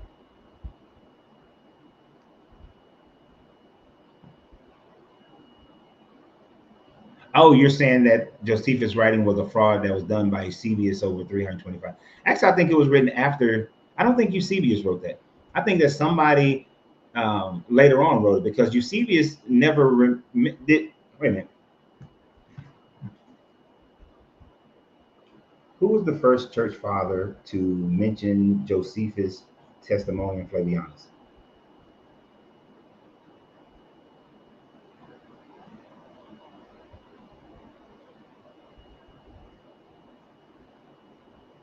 Oh, yeah, you're right. So Eusebius was the first one to mention it. So yes, I think Eusebius wrote it. I'm with you. All right, but we on to another subject, Charlie. Charlie, but you're all right. I give you Eusebius. Hey, Stephanie. Hey, can you All hear right, me? I can hear you. It took you long enough to get on here. I know. I'm not computer savvy. I hate computers. Oh shit. Well, the whole thing I said about computers, I'm glad that I said that before you got on here. So, uh, all right. So I work you with them though.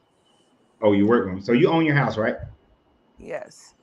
And if you rented your house, how much would you rent it for? You got to tell me a little personal information, so I hope you don't mind. Sure. How much would you rent your house for? About 1,600. How much is the mortgage on your house? 1,067. Oh, good. Yeah. All right. So you'll make a profit of $533 a month, right? Yes. Now, initially, you can't take all that profit as income, even though they give you a deposit, a security deposit. You're going to need to save about $6,000 to $8,000. All right, when you're renting a house. The reason being is because if the air conditioning goes out, you have to fix it immediately. Now you can purchase an insurance that takes care of those things, but if something happens, any kind of damage to the house that is important that you are responsible for, plumbing, things like that, you're going to have to take care of it immediately. So you're first going to need to save some money, Uh, right? right. Now, if how old is your house? I've been in it for 4 years. May. Okay. How old is your house? Uh, I think 1951. Okay, that's different. Now, so let me rephrase that then. How old is the air conditioning? So you got to go. So let me put it like this: you got to see how old the things are in the house first. Okay. Like how you can have an inspector come and check everything out, see how old your air conditioning is. You know, the plumbing, the roof, all those things. Okay. See, because you may be able to take a little bit of profit, but most of it going into a savings and go ahead and move. But you definitely need to have about $6,000 at least saved up in case some stuff happens. Right? Now, if the air conditioner is only like a couple of years old, it's probably not going to go out anytime soon. If the furnace and the hot water heater are relatively new, they're not going to go out anytime soon. All right. Okay. And then you hire a management company to manage it all for you, and they're going to take $160 if you're renting for 1,600. They usually take 10% of the rent.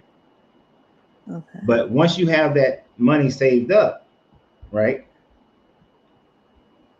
you'll be able to pull about $373 a month from your house. And we ain't quite there yet. What type of work do you do right now? I work for Consumer Cellular, virtual, You remote. work virtual? Wait, you work virtual? Yes. Oh, so and you what time zone? Eastern.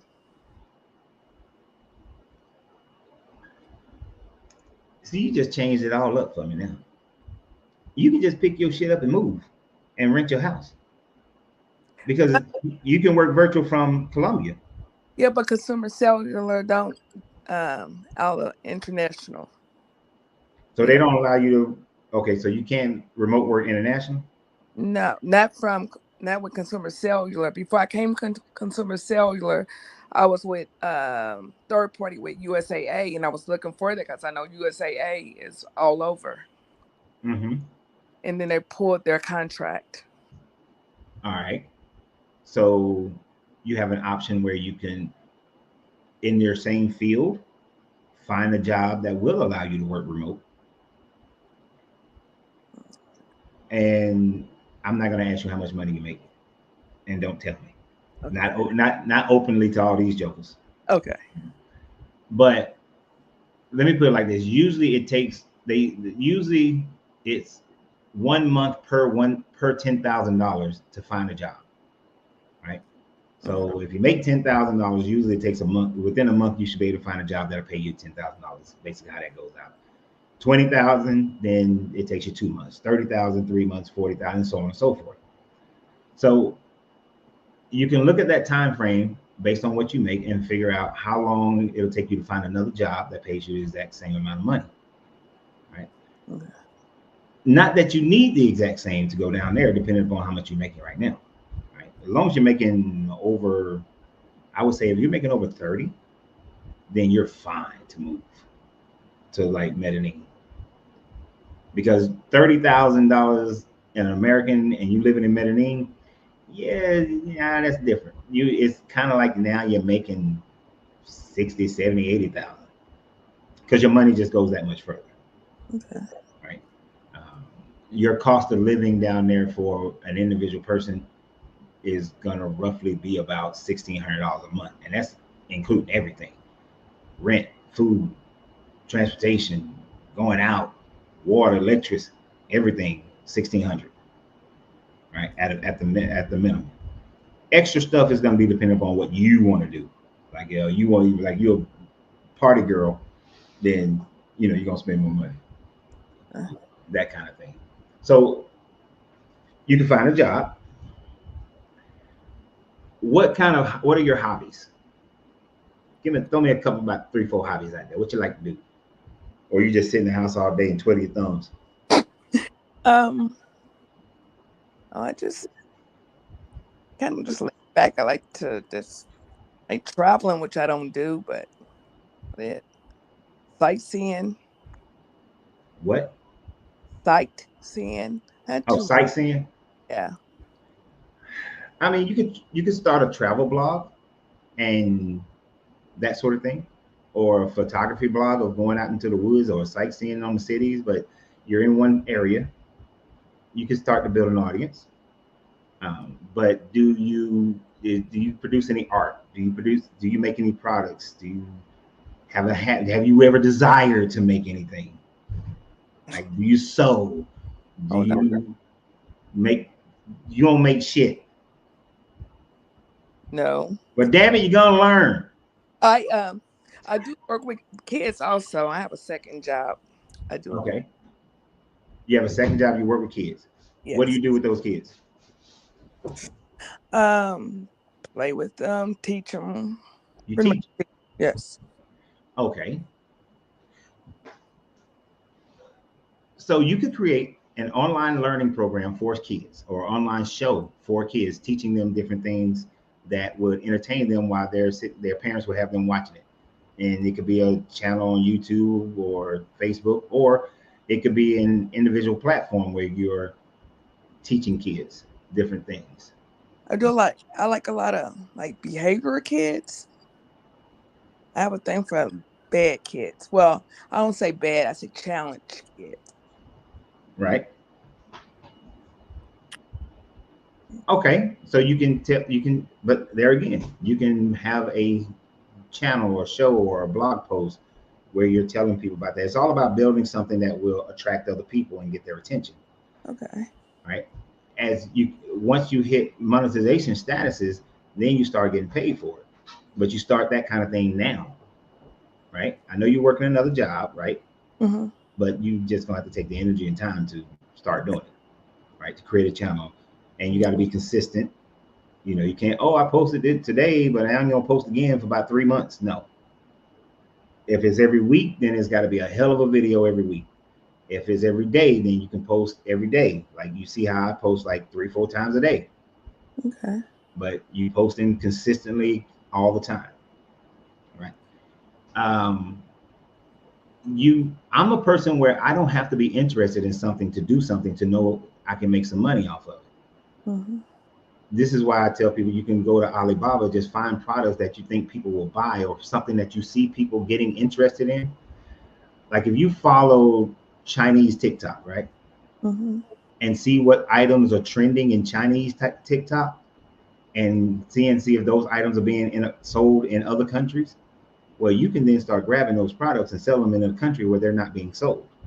Because if they're trending in one place, then eventually they just start trending here, well, especially in America and throughout Europe. For instance, do you remember Silly Bands? Yeah, I heard of. So Silly Bands came to America because a failed entrepreneur ran his happiness over to Japan, saw all these kids with Silly Bands, bought a whole bunch of them and bought the rights to sell them in America. 3 years later, $2.2 million. Wow. Because he saw something being sold in another country that was big, that was a fad. Yeah. So there's always those types of opportunities. But for you, you seem like you want to teach. You like working with the children, so you can teach. You can create a program where you're teaching kids or write children's books, and then you can write a children's book, have it as a PDF, lock it as a PDF, and then sell it to people online. It can be funny, it can be entertaining, but children's books, especially dealing with behavior issues, because that's what you say you deal with, right? Yes. So there's children books you can write along with your blog, along with your channel, so that you're building an audience to sell the books to sell the programs to. You with me? Yes. How do you get started? Huh? How do you get started? Oh, simple. Come up with a name, right?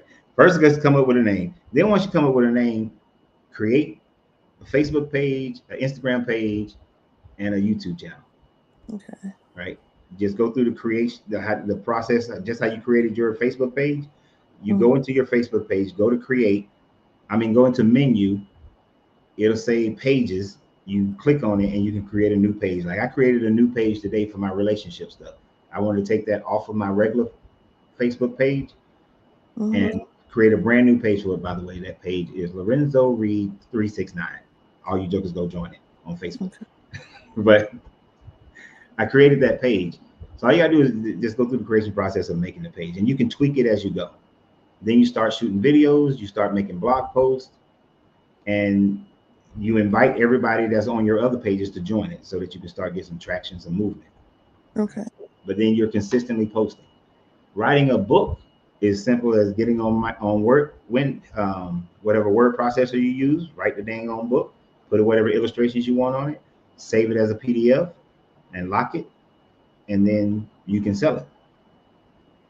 Right? And then you can sell it to the audience that you're building up. So you can get those things started so that you can start having some more digital income and not be dependent upon a job. In the meantime, you look for a job that you can work remotely that's in the same field that you're already doing. Once you got that job, you can you start saving money too for the eventuals of renting your house. But once you got that job, you can move, rent your house. You don't quite have the money saved up. If you don't quite have the money saved up, the amount of money you'll save in mezzanine, you have it in your mind. I'm gonna get here, and although I'm getting paid, let's say $3,000 a month, but let's say you're making $36,000. I know my cost of living down here with some fun is about $2,000 a month, but I get paid $3,000. I'm gonna save $1,000 for the next 6 months to make sure I got $6,000 in the bank just in case something goes wrong at the house. Once that's saved up, you can keep adding, a couple of $100 every month, but now you got more money that you can live off of. More money you can put into building programs where you can sell things online, where you can continue to build you can do some Facebook ads, some YouTube ads about your page, about children with their behavior issues. You're getting more and more people, so you can build that up so you can get more and more people, because eventually you want that income to replace the job, because we don't want to trust the job. Right. And then over the next 2 to 3 years, And you got to be patient and have that mindset. Over the next 2 3 years, I'm going to be out of this job. I'll be able to quit this job because I'm making enough money on social and online. And who knows what other opportunities you'll come across. Okay. Now, that's without me doing when I'm normally coaching someone, there's a intake process that you have to go through. It's a lot of information. I would know a hell of a lot more about you to be able to steer you in a better direction with that. But just that alone is enough to get you started, and is enough to get you there, so that within a year you could be gone. And hell, you might find the job next week and could be gone within a couple of months. If you are really on this thing about moving and leaving. But you got to put forth the effort. That little scrunchy face you just made right there, that don't work. Yeah. Bigger so I can see that scrunch on your face. So say looking for a job remotely, for in here, right? In the United States. Yeah. Okay. Yeah, you wouldn't want it to be a company in Colombia because they're gonna pay you in pesos.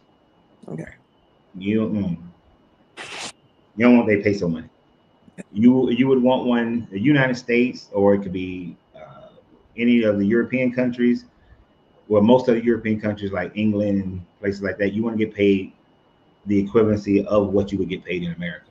Okay. Because one of the goals is to go to this place where your money is going to stretch a hell of a lot further, which gives you the ability to rent your house without worry, have that savings, and also gives you the ability to start building your own, pretty much building your own company.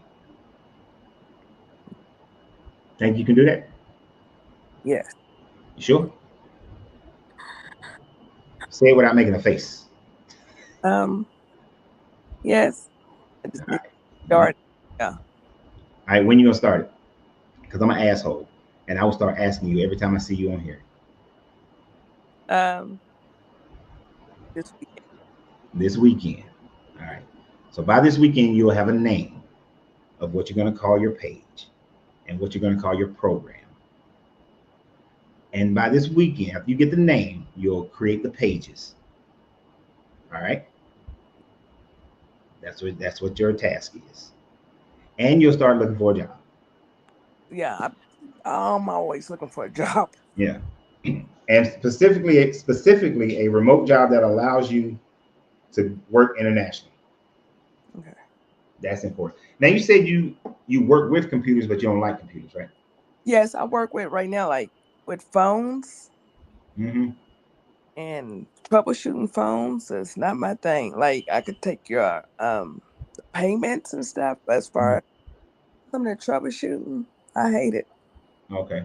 Because I'm not used to I just started working with remotely like 4 or 5 years ago, but it was through USAA. And that was a struggle because I never done it before, but once I got it, I was like, oh, a breeze.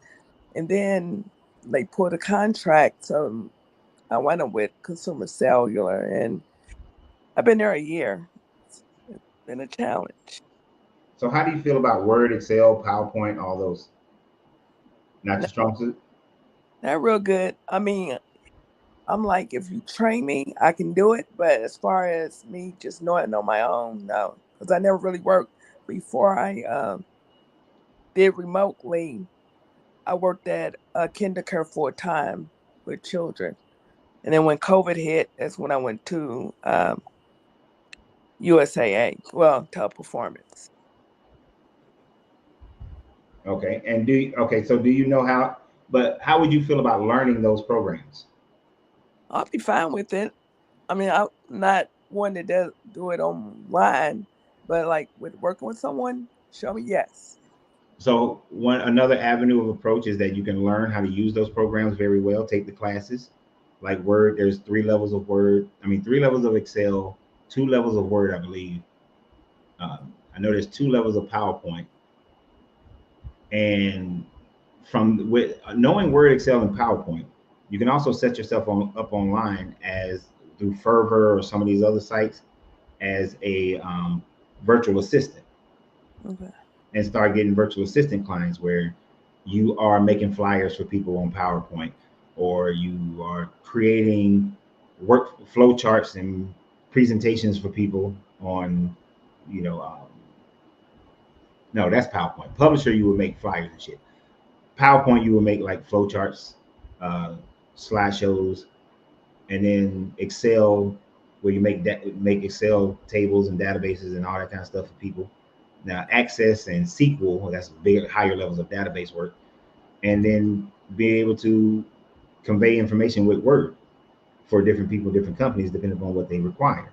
And you have an hourly rate that they pay you based on each project and how much time it takes to complete each project. And you can get hired through Fervor or through your own company to be able to do that. So it's not necessarily teaching it. You don't have to go to the level where you're teaching it to other people or working for a company like New Horizons or Element K, but you are being a virtual assistant, which allows you to work from anywhere as well. And you have a global audience for that. And then if you have a specialty a special industry that you can focus in on, then you can focus in on people who are in that industry. And the majority of people who use virtual assistants in that regard are small business owners. You know, they may own a store, a shop, an accounting firm, a law office, and they just need somebody to do these paper, you know, accounts receivable, accounts payable, all these sorts of things. Keep their spreadsheets or put together stuff, you know. So there are those types of things that you can do as well in order to uh, create an income for yourself, and you don't have to have a bunch of clients to do so.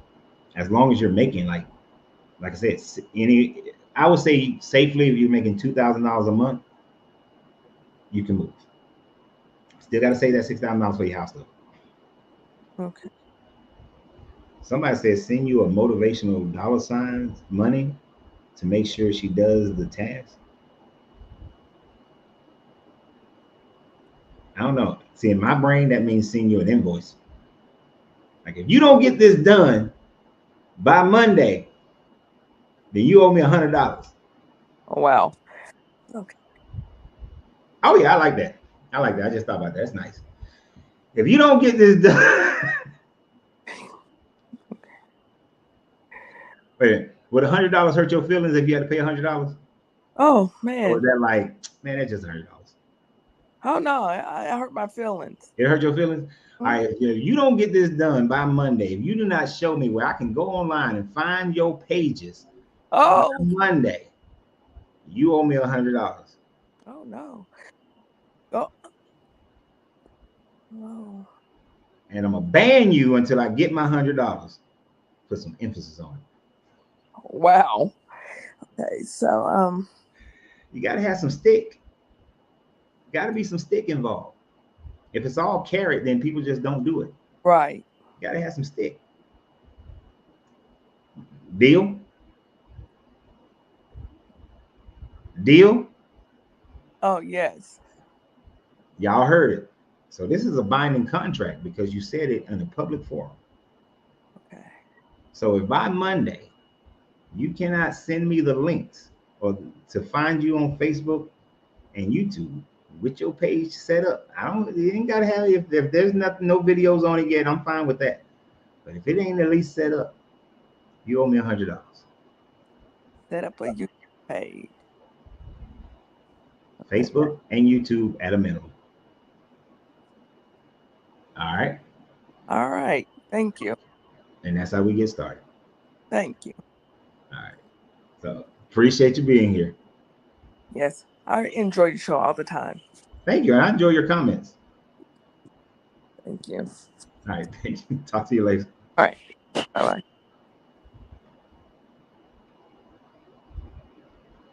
Oh, that's fun. I like doing that. For all y'all who want to know, and some people who've already been on here, that's pretty much how my coaching goes when I'm coaching people. I don't take your shit.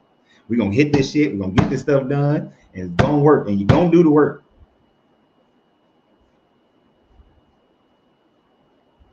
Yeah. I've come to find out, Evelyn makes a point. Working with LinkedIn is very interesting. It's finding a job is the only benefit I see LinkedIn is and it has, and it's not even all that great. As far as B2B sales and B2C sales, LinkedIn is a shot in the dark.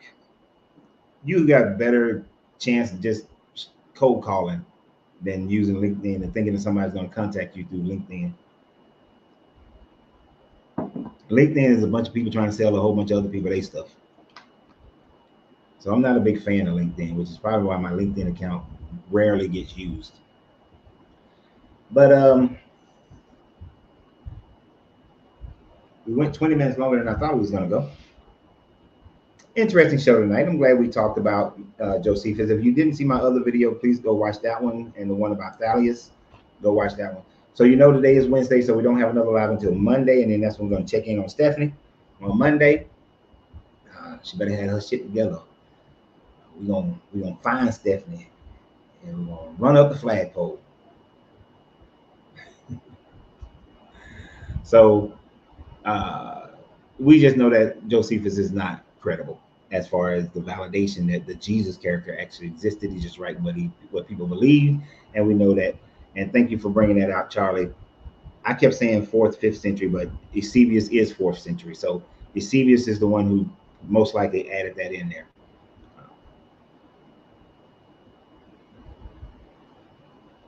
But I liked our conversation today. So I look forward to our conversation again on Monday. Have no idea what we're going to talk about on Monday other than checking in on Stephanie. So y'all have a great day. Watch all the videos. Join up. Look, right now, last time I looked, there was at least about 16 people who were signed up for Financially on Fire. The tickets are limited. So sign up for Financially on Fire. It's only $10. So you can get your finances right. The type of thing that me and Stephanie just talked about or things that we will go through during that time frame, because we have to utilize our talents to make money, to increase our money so that we have the availability to be able to do what we want to do and live our life how we want to live it. If you're not able to make the show, you can still sign up for it and you'll have access to be able to watch the show later, and you'll be able to watch it multiple times. If you also sign up, because I can't get into every detail about credit, I wrote a book called Financial Alchemy, Credit Restoration and Credit Health DIY Guide. This will fill in all the gaps and give you multiple options and opportunities of things to do to build your credit based on the conversation that we have on June 1st at 12 p.m. Central Standard Time frame. So that's 1 p.m. Eastern.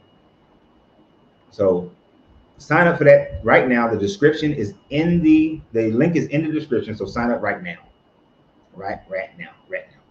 But beyond that, I want to thank all the members, thank all the subscription holders, thank everybody who donates here, people who buy the cigars that my wife rolls.